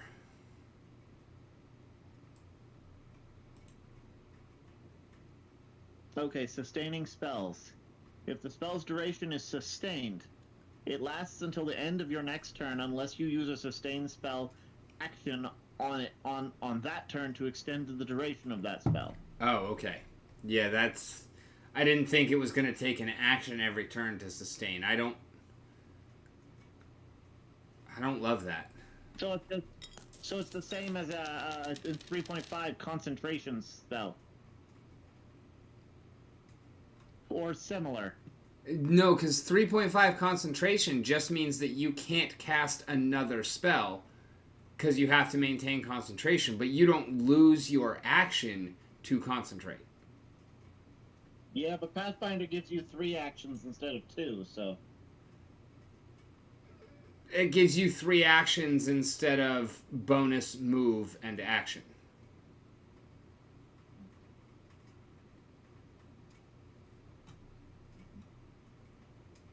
Means you don't get a move. You don't get a bonus action. You get 3 actions on your turn. Which can be any of the 3, right? You could sustain, you could use a skill or whatever. You could make an attack, you can cast a spell, you can make fucking whatever. Any action. Everything is an action except some spells and abilities are 2 and or 3 actions. Okay. So you can... So technically, by all accounts, you could... Technically, at level 1, you can make 3 melee attacks in one turn. They're going to be at plus whatever minus 5, and plus whatever minus 10. Okay. But technically speaking, you could cast, sustain, and then cast. As long as that cast is one action, right? I'm not sure if there are rules against casting multiple spells in one turn, but Well, I'm on the page for spells, so I can take a look. there may or may not be. I don't think that the sustain fits there, because I think sustain means you have to have casted it the previous round and you're just keeping it going. And I would think, not having read it yet, I would think that if you were to cast a new spell, it would end any current spell that you are sustaining.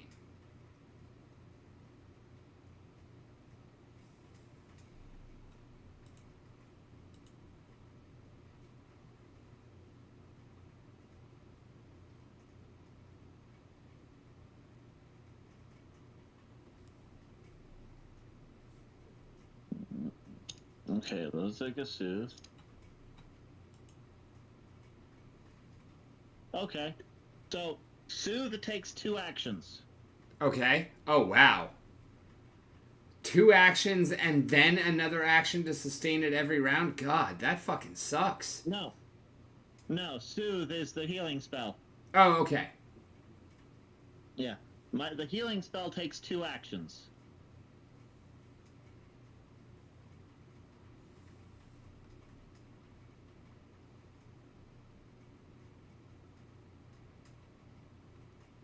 is not Leanna. Stoke takes 1 action.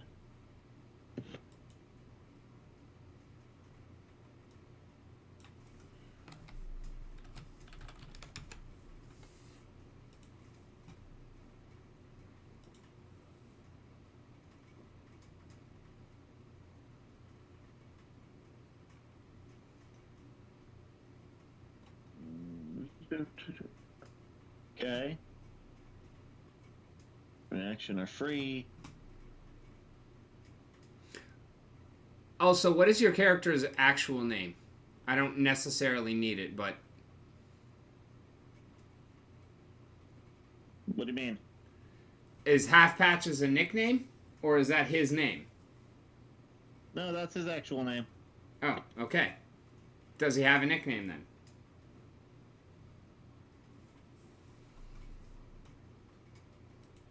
I hadn't thought of one, no. Okay.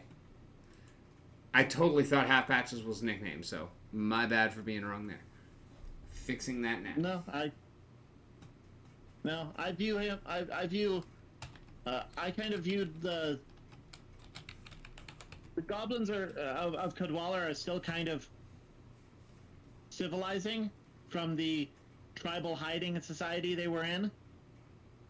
So they still have sort of tribal names, not truly tribal though. And so, like, his name is Half Patches for some reason, which will be a story he will tell probably at some point. But it's one that you already know? No, I haven't made it up yet, but I know there is a story there. Okay, fair. And I figure it has something to do with the fact that, you know, his hands are a different fucking color from his face. Like, I guess that there was some kind of vitiligo type thing going on, although obviously goblins probably do it different.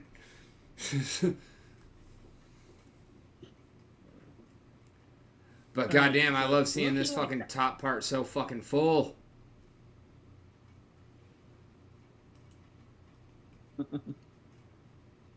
And we still got 2 more to add. I'm just not sure who they're going to be yet. Focus. You know what? Screw this. I'm going to go an easier route.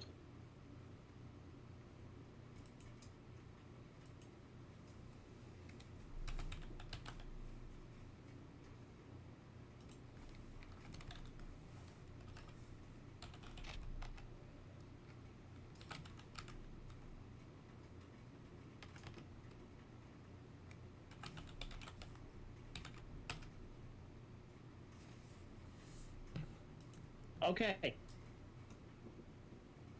So, Google. Google gave me the answer on casting multiple spells in a turn. Okay. Yes. If you have the action economy to do so. Most spells cost 2 actions, though, so... There are situations where you can cast 3 spells in a turn. They Well, just have cool. to be the right spell. I really don't have a problem with it.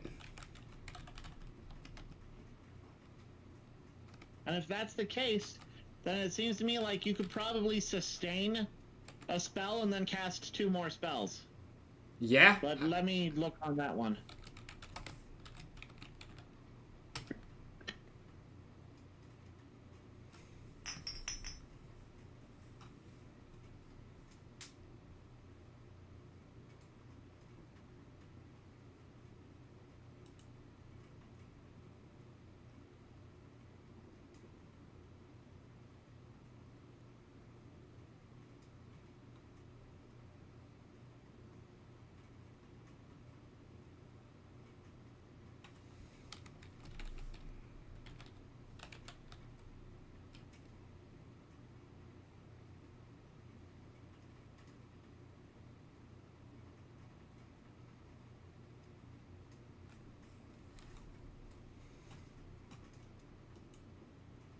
Okay.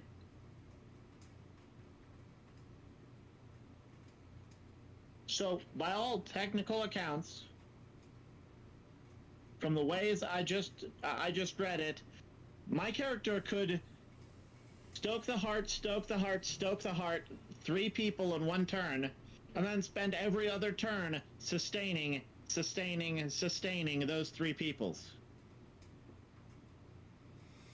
Okay. I'm all right with that too. If that's raw, That would I'll run it. that would. Well, you also have to think of how bad that I mean. I am thinking of how actually inefficient that is. Like that is not productive turns. No, it's not. But it also means that you can cast and then cast other spells as long as you make sure you keep an action for sustaining. Yeah, exactly. Which that part of it is very important because having one of them up is very worthwhile. Having 3, not so fucking much. And the cool thing about it being up to 1 minute and then 1 minute off is, I mean, you do have 2 frontliner heroes. So you can put it on one, put it on the other. By the time that duration is up, you can put it back on the first one. Mm-hmm. So, interesting thing. If you sustain a spell for more than 10 minutes, the spell ends and makes you fatigued. Unless the spell lists a different maximum duration. Okay. That makes sense too. Like, you're keeping up a lot of energy for a long fucking time. Yeah. So unless the spell says so, a sustained spell limit is 10 minutes.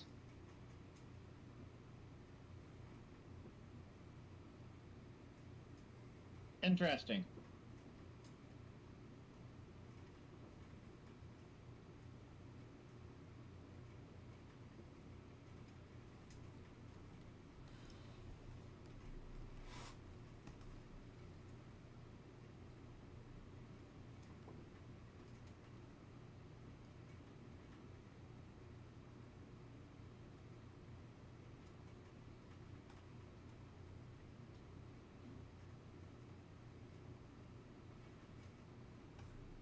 Did I already ask you for a write-up on Oakhurst?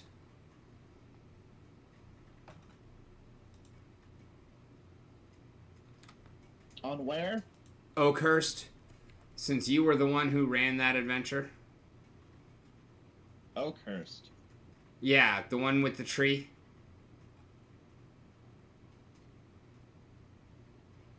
Oh, the vampire tree? Yeah. Yeah, that was a pre-made campaign. I can send you the book for it. Sweet, yeah, that because I'm fairly certain that Oakhurst will be involved fairly early in this adventure, and I mean, it doesn't necessarily have to be, but I want to know what they're dealing with. Yeah, you might want to change a couple of things from it because they actually have a place in Wizards of the Coast characters.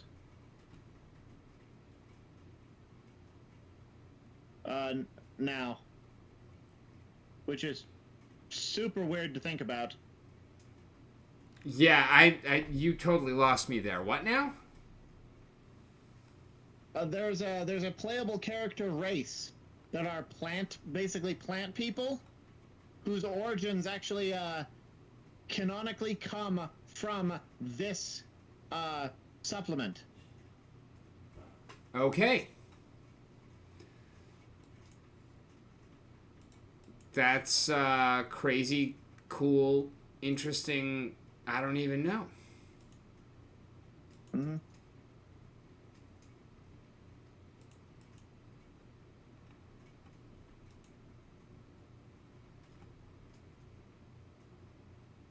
All right. Bloop. Can I send it straight through Discord? I shouldn't be able to send it straight through Discord. Might be able to send it straight through Discord. I think your limit is something like 100 megs. The fuck is going on with these keychain errors? The fuck is going on with my keychain?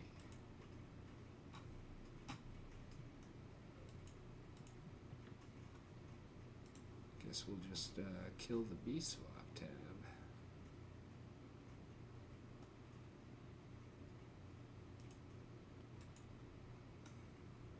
I think I managed to send it.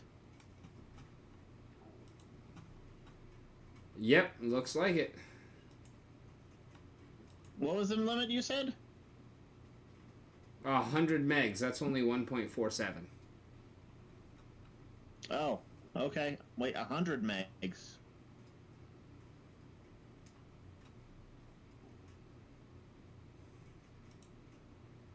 Wow. I can almost send you the world's largest dungeon book. Almost. Not really. It's half a size too big.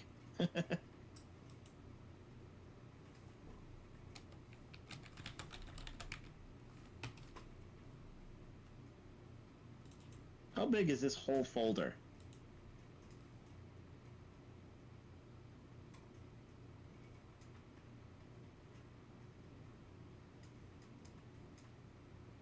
$370 megabytes. Okay.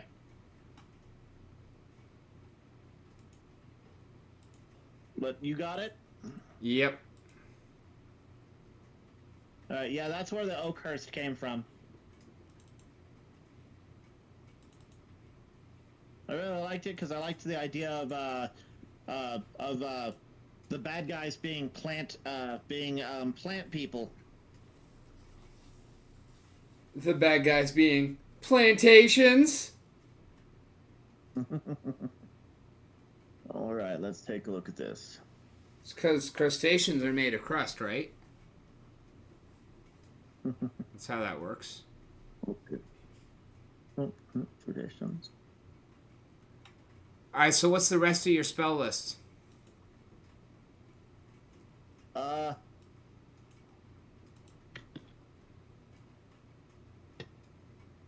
Okay, so I've got, you want all of them? I mean, yeah, you don't have to necessarily go into detail, but just so Well, some of them are pretty easy.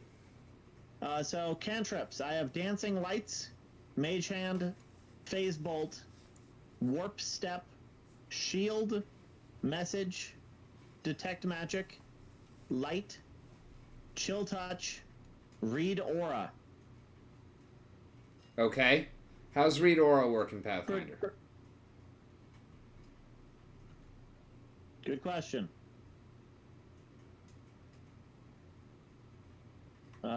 Spells, rituals, occult list. Since I don't need to look at everything. Alright, read aura. Detect if an object is magical and determine its school of magic. Okay. Let's see. Warp step. Contract space to cover more ground when you move. Okay. How much faster does that make you? 5 foot, plus 5 foot speed. Okay. And that's just a passive, always on?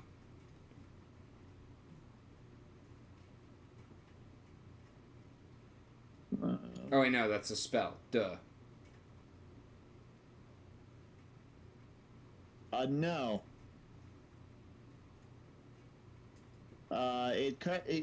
It costs 2 actions to cast. And then you get plus 5 foot bonus speed until the end of your next turn.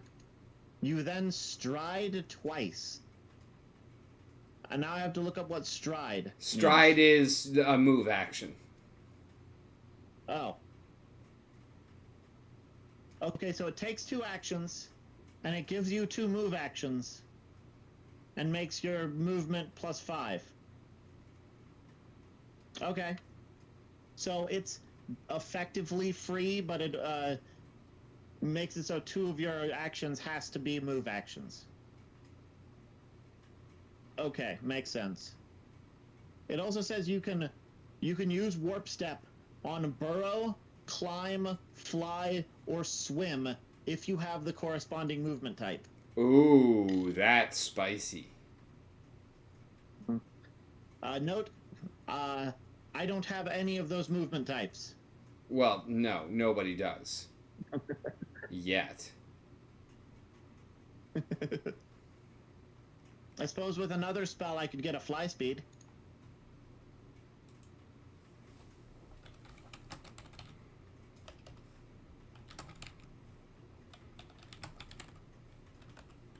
Alright, let's see. Phase Bolt. What's Phase Bolt again?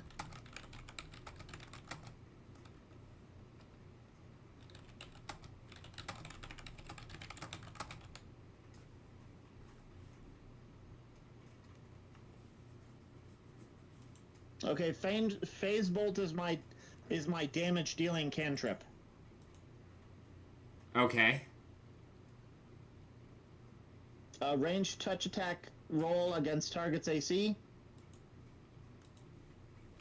If the target has any circumstance bonuses to AC, such as from a shield or cover, reduce that bonus by 2. On success, 1d4 piercing. Nice. Just ignore their shield. That's cool. I like that touch. That's kind of nifty. Well, ignore 2 points of their shield at least. On success, deal 1d4 piercing. On crit success, double damage. Which is just a critical hit. Yeah.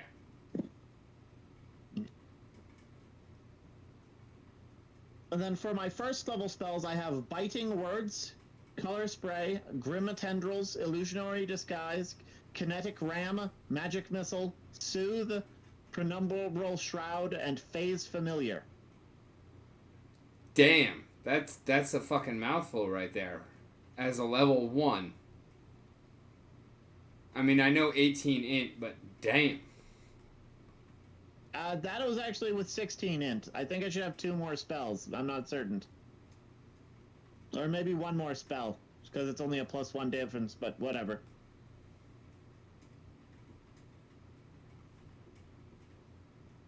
So Biting Words, I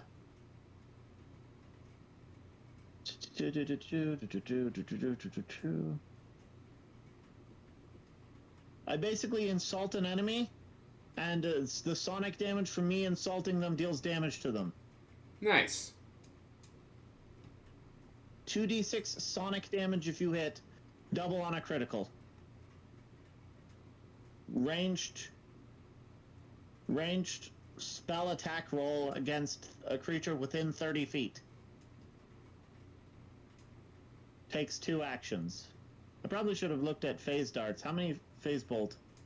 Phase bolt takes 2 actions as well. I think I've noticed a pattern here.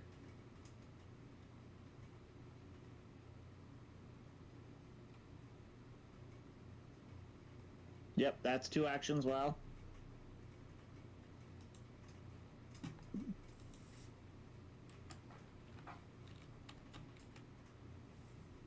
Grim Tendrils.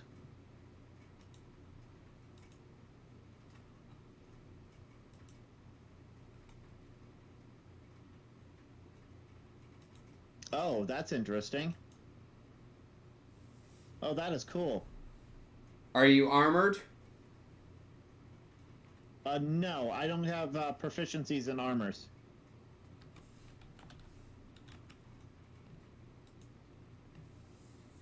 Alright, you want Explorer's Clothing, Fine Clothing, Ordinary, Tearaway, Winter, Experimental, or High Fashion Fine?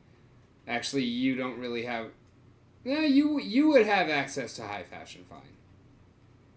I'd probably just be in fine clothing, given where I come from. The fact that, you know, it's a fancy get-together and my character is a diplomatic envoy. Yeah, you're right, you'd be in fine. I don't think high fashion fine, but definitely fine. I mean, the ones that are on stage, they're all high fashion fine. But yeah, I think everyone else fine is fine. Yeah. Unless they're wearing armor. Let's Okay, see what's so in your uh, witch kit. first level spell, Grim Tendrils. 2 actions to cast. 30-foot line. Tendrils of darkness curl out from fingertips and race through the air. You deal 2d4 negative damage and 1 persistent bleed damage to living creatures in the line.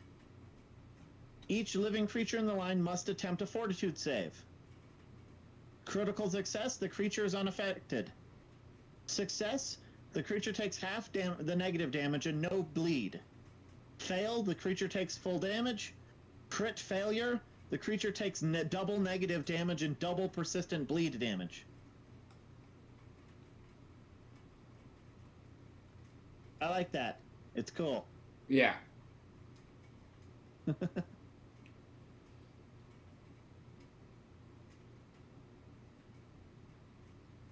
Now, do you Kinetic want to Ram. keep that as like black tentacle shit, or do you want to be like shooting ice? He's I always thought that because of his unique situation, he's basically the reason why his spell list is kind of odd, because I took things I didn't think I'd need, because he's basically getting benefits from all 5 of the new dragon gods, and so I figured with this one I think it'd still be like a black tentacle. Because it's basically something he's getting from Black, the dragon god of death and endings. Okay. And that's why I'm asking. Like, if you want to flavor things towards ice, we can do that. If you like things the way they're already flavored, we can do that too. Like, I think we have to pick 4 more languages for you because of the 18 int. Really? 4 more? Yup. Because you don't have any languages from your int. Your only languages came from race.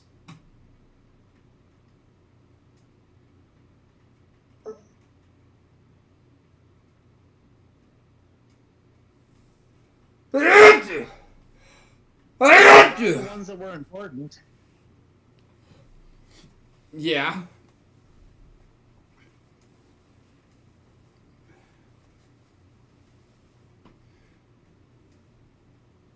I would say that Draconic would be one that you would not have access to, because the NDGs are not that kind of dragons.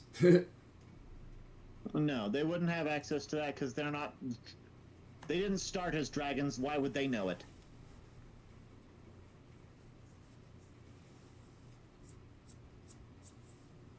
There is Ignan. I wonder if there's a kind of ice language.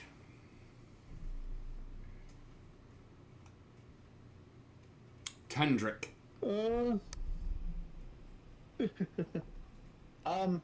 Elvish. Yeah, as an emissary, you would probably know Elvish as well. Well, also because there is that elven outpost on the ice side that's actually not too particularly far away from Cadwaller.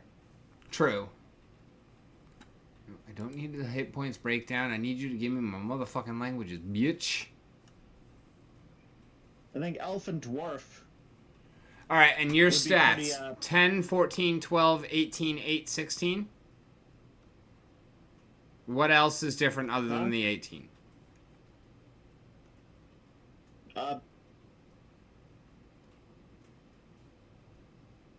Mine ended up with 2 less charisma.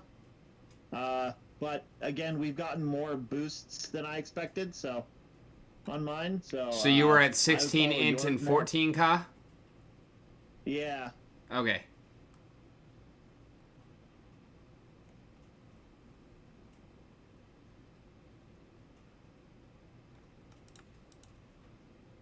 But like, if that's how it's supposed to go, then I'm okay with that. Yeah, I figured you weren't gonna complain. I just wanted to make sure that everything else, you weren't like missing some or whatnot. No. Oh my fucking god, cooperate site.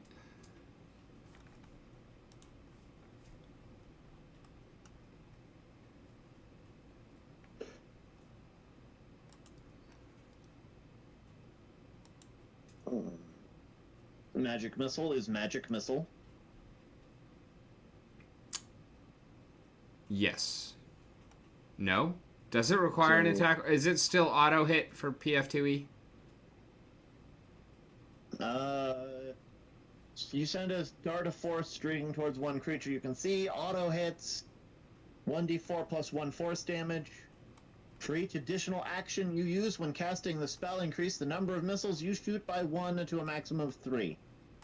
You choose the targets for each missile individually. If you shoot more than one missile at the same target, combine the damage before applying bonuses or penalties. 2 damage, resistance, weaknesses, and so forth.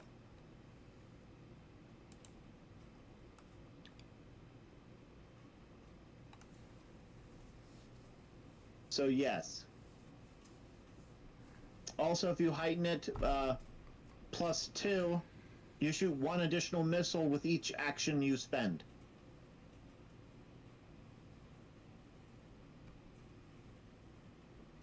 Yeah, that's one of the things about Pathfinder is that there are actually a lot of spells that are like that are 1 action to cast, but you can spend your entire turn casting them to get additional benefit out of them.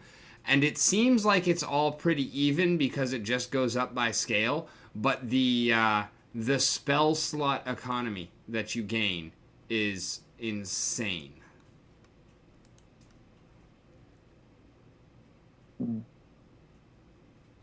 Oh, Penumbral Shroud ain't a particularly great spell, actually.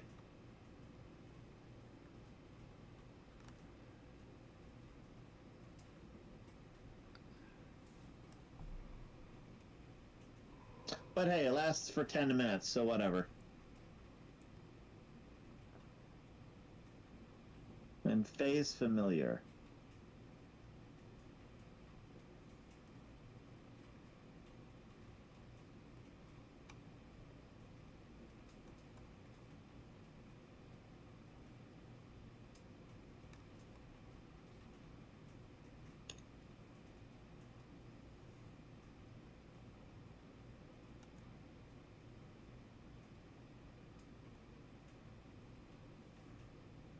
Oh, that's my Hex spell. Okay.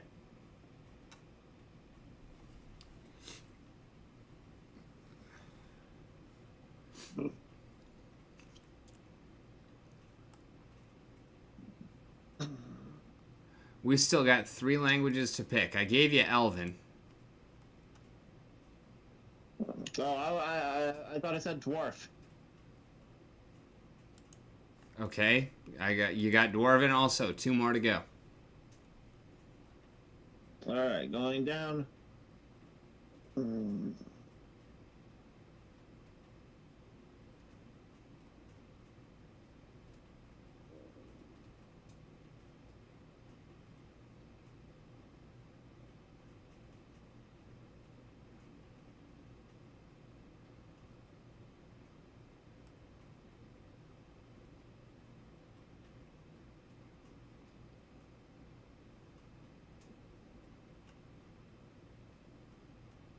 So that leaves me with 2.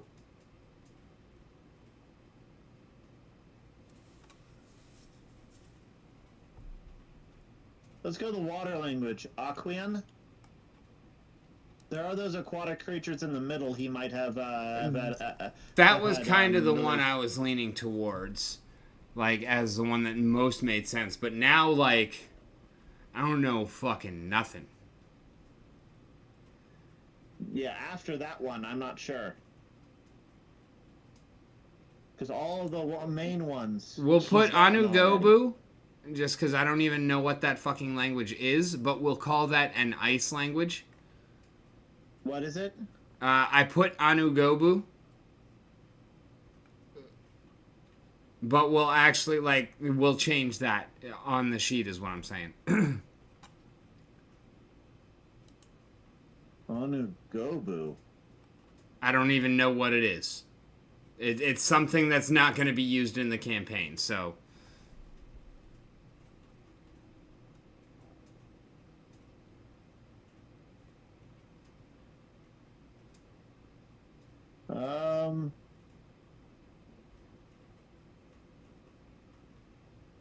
They are tribal halfling people that reside in jungles, looks like. Yeah, we're not using that language. From Pathfinder number 166, Despair on Danger Island, page 80. Sounds like a magazine. Adventure, Sounds like probably. something along yeah, probably. It sounds like something. Well, Pathfinder number 166 sounds like a supplemental, like, magazine thing.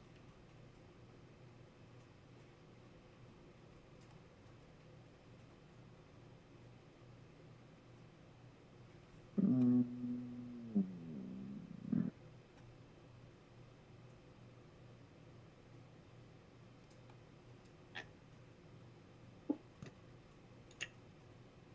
Yeah. Anyways, okay.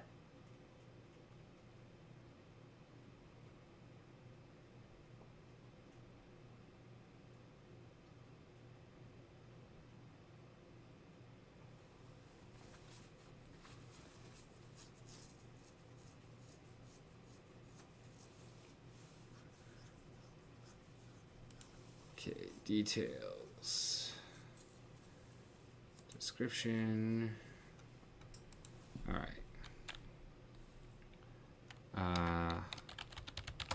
Courtly graces. Can use society to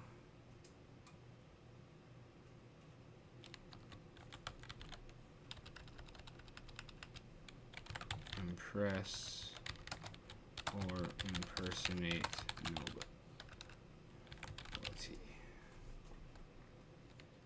And then what else did we change?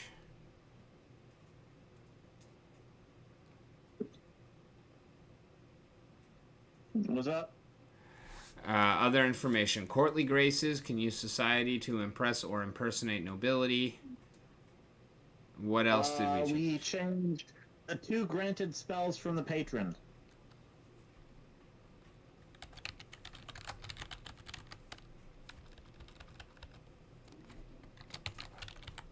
Okay, what was your cantrip? Stoke the Heart.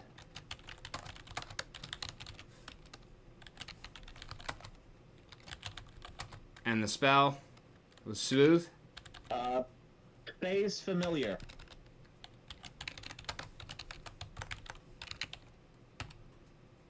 Alright, and then... Specifically, the patron spell is a hex spell. It's a granted hex spell, if that matters.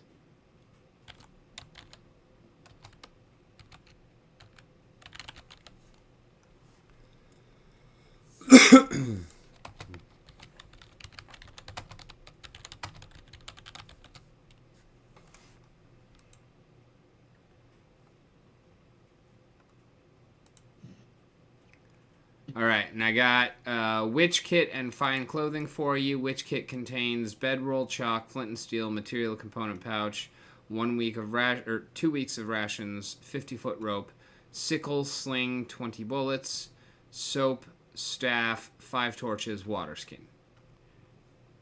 Okay. You still have 106 silver, 8 copper, if you want to spend anything. Do you want weapons or anything like that?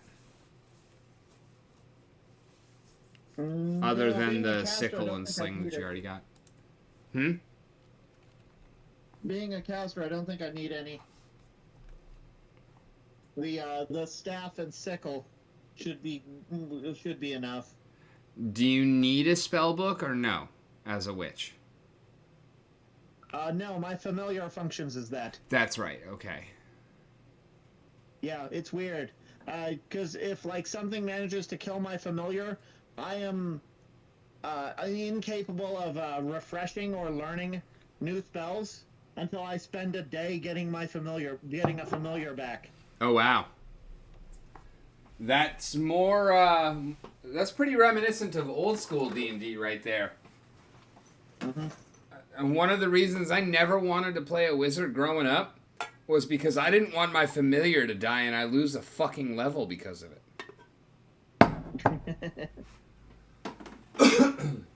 Yeah. Well, losing the familiar doesn't actually hurt me, or hurt my character. It just means I have to spend a day.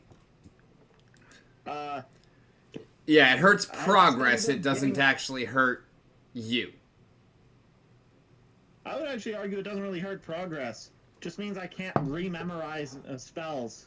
Until you take a day. That's what I mean by hurting Yeah. progress. Like, you have to take a Yeah. day. Mm-hmm. Which is why I don't think my familiar is really going to be doing anything in combat. It's basically a pet. Yeah.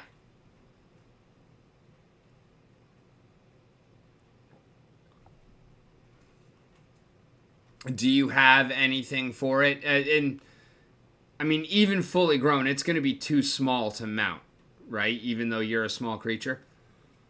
Yes. Yes. So, do you have anything I was for thinking it? I was thinking something along the lines of it being like an Arctic fox or something. Yeah. Do you want any kind of barding for it?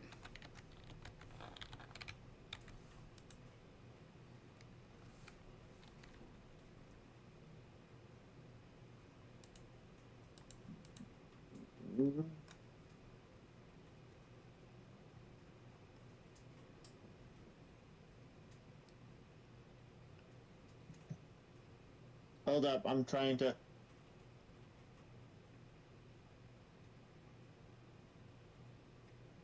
Okay, that one. I'm looking up the stat thing for foxes.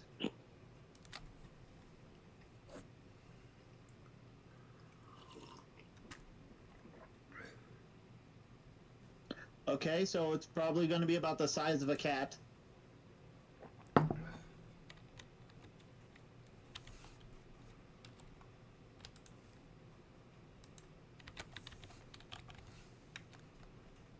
I don't think so. I think at best it'll be. I think at best it'll do some spying for me, Okay. and it's never really going to be. I mean, yeah, it could be in combat, but I kind of picture it. It's sort of like it's going to be kind of sit in my backpack, because as a familiar, it's not a dumb. It's not truly a dumb creature. Yeah. Since I get my spells from it. But it's like it's not here to fight, because I don't think it really can.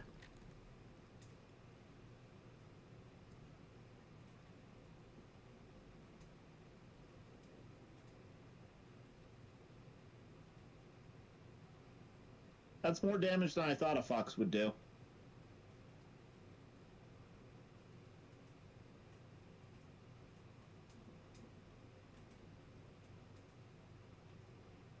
(1d6 minus 2). Minimum of 1, right? I think that's how Pathfinder still works. So 1 to 4. Yeah. With a 50% likelihood of being 1. Yeah. Honestly, I think that's a pretty elegant response. Like, you're very unlikely to do more than 1, but if you do, you're not limited to just 2. Mm-hmm. It had a +9 to hit, though.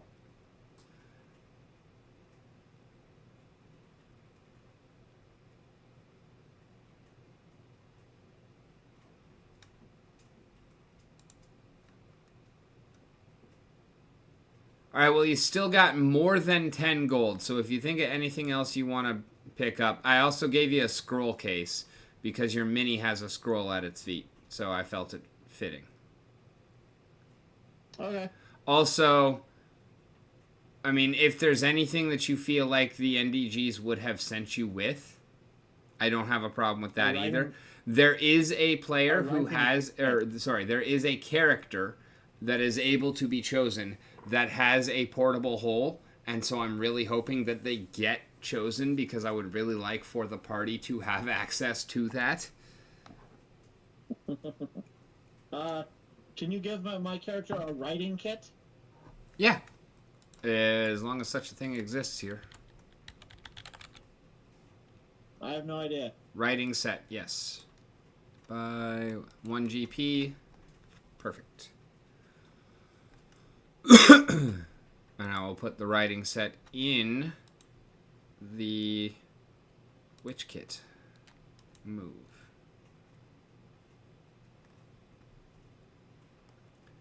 Done and done. I'll let you know if I think of anything else, but that was the one thing that came to mind. Being able to write back to home to let them know how things are going, it would be an important thing. I got you some extra ink and paper, too. Okay. Because those are things you would honestly probably have even on you at the wedding. Because that's kind of one of the main things I'm thinking about is, like, everybody's at the wedding. Means, with the exception of Fairheart, nobody's actually wearing their armor.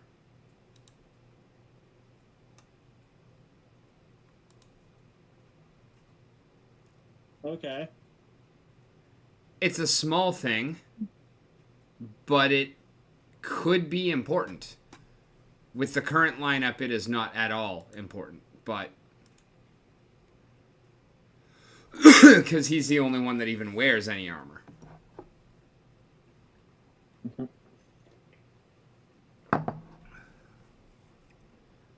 But So yeah, every other character does not use any armor?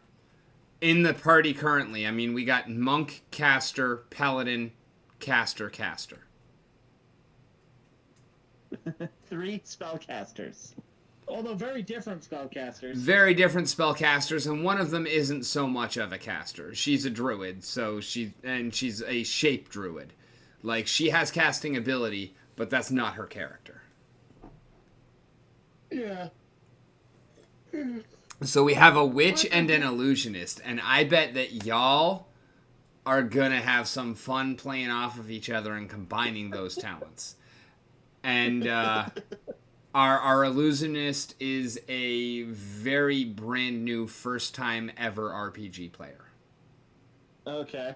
The only one out of the entire party. It's everyone's first time with this system, but everyone has played before except for Tugbar Womble Rob. Okay. That illusionist. A gnome illusionist. So, you know. Greater image. I conjure a giant,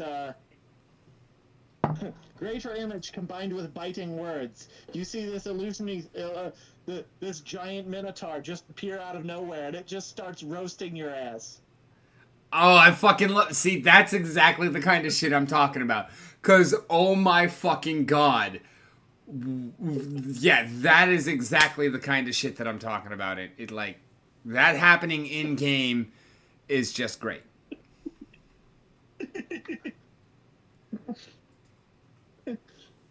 That, and each yeah. insult actually feels like a physical blow.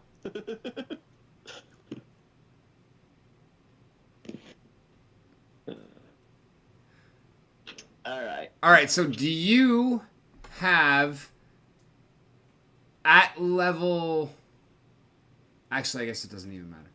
At what level do you gain some kind of way to deal with falling?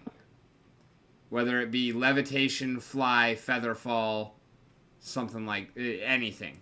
Do you know offhand?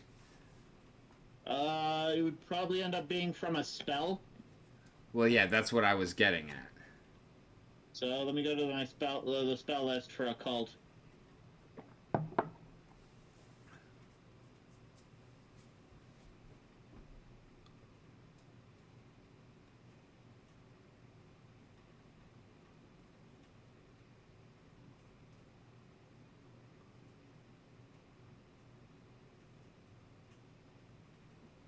What level was that one?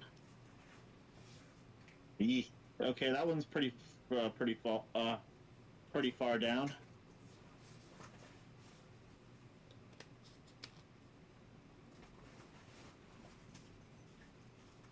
So as a fourth level spell, I gain soft landing. Okay. Is that just a renamed Featherfall, or is that something totally different?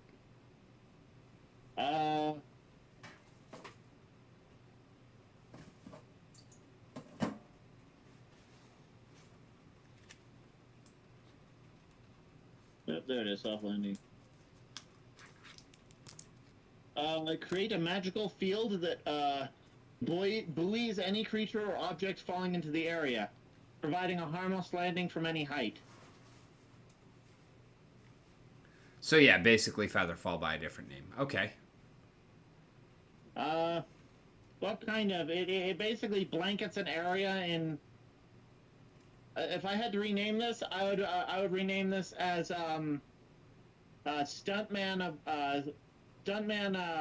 the stuntman body Body double? impact pillow. Stuntman impact pillow. You know those things that the stuntman calls giant pillows. It's basically you create an area that's magically one of those.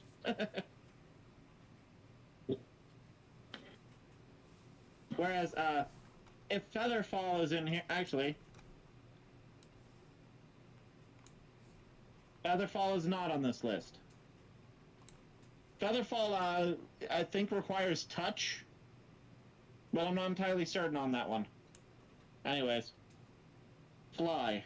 What do we got for flight?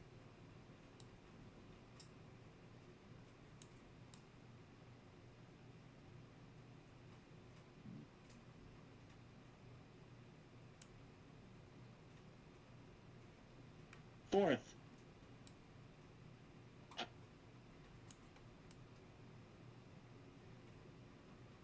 Okay, levitate. Okay, levitate is third.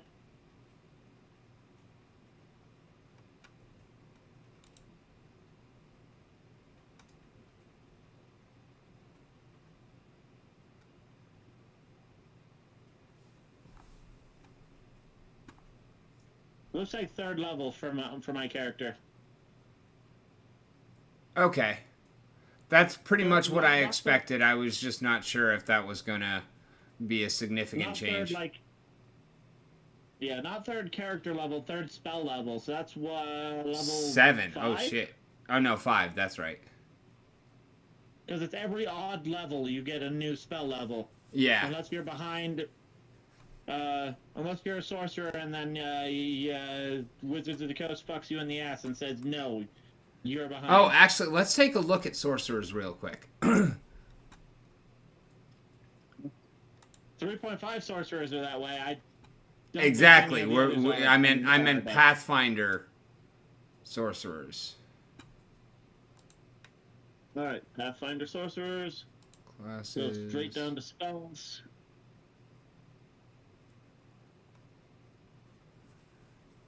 Nope, spells look good.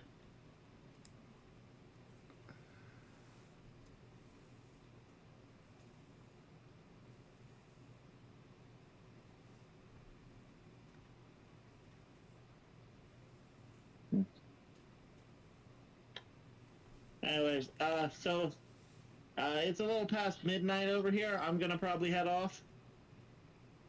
Alrighty. Honestly, I'm glad to have kept you this long because, yeah, I was expecting that about half an hour ago. But, yeah, I'm glad that we made some progress on half patches and getting some things set up. I'm super fucking stoked to actually get started next week. I have sent you some videos and whatnot. Did you look at any of that stuff? No. Okay. Well, I will continue texting you random ass shit, and just check it out whenever you can. Obviously, none of it is like super time sensitive, so. Right. But yeah, I know I haven't taken a look at anything. Any of the videos you've sent me recently.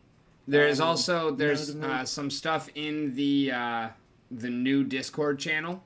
I've posted some videos in there, and now that we are in the final week, I'm probably going to go ahead and post a video per day just to help people get in the mindset of and everyone get on the same page before we even come into session 0. That way there's, a little bit less hemming and hawing and figuring things out, and more just, there's going to be a decent amount of info dump, but also more importantly, I want to make sure that everyone has a chance to get to know each other before we really sit down to play. Yeah. Yeah, and that's what session 0 is for, isn't it? Yeah. Getting all expectations on the same page for the game, everything like that. Explaining my style, explaining a bit about the system. I've started working on an outline for it and whatnot. I've been so busy preparing for the campaign. I have not prepared as much for session 0 as I would like to have done, but I've been putting some work in on it, and will definitely be doing more between now and then. Yeah. Okay. Yeah, but yeah, it sounds good. It sounds good. I think it'll be a good time. I'll keep in touch, and I'll let you know if I come up with anything in the next couple days. Alrighty, sounds like a plan. You have yourself a great night, and catch you on the flip side. Yep, I'll see you later. And for those of y'all out there in the audience, if any, thank you so very much for hanging out. As always, I have been Rick. You've been on the mountain, and it has been a wonderful time. Come back tonight. Oh, no, I will not be streaming tonight. Or I might be. Who knows? But come back in about 11 hours and... Or no, sorry. 9 hours and 21 minutes for Off the Cuff with Charlie, a.k.a. 6-Bit Glitch, from Tourist Station. And in the meanwhile, keep kicking ass, 'cause you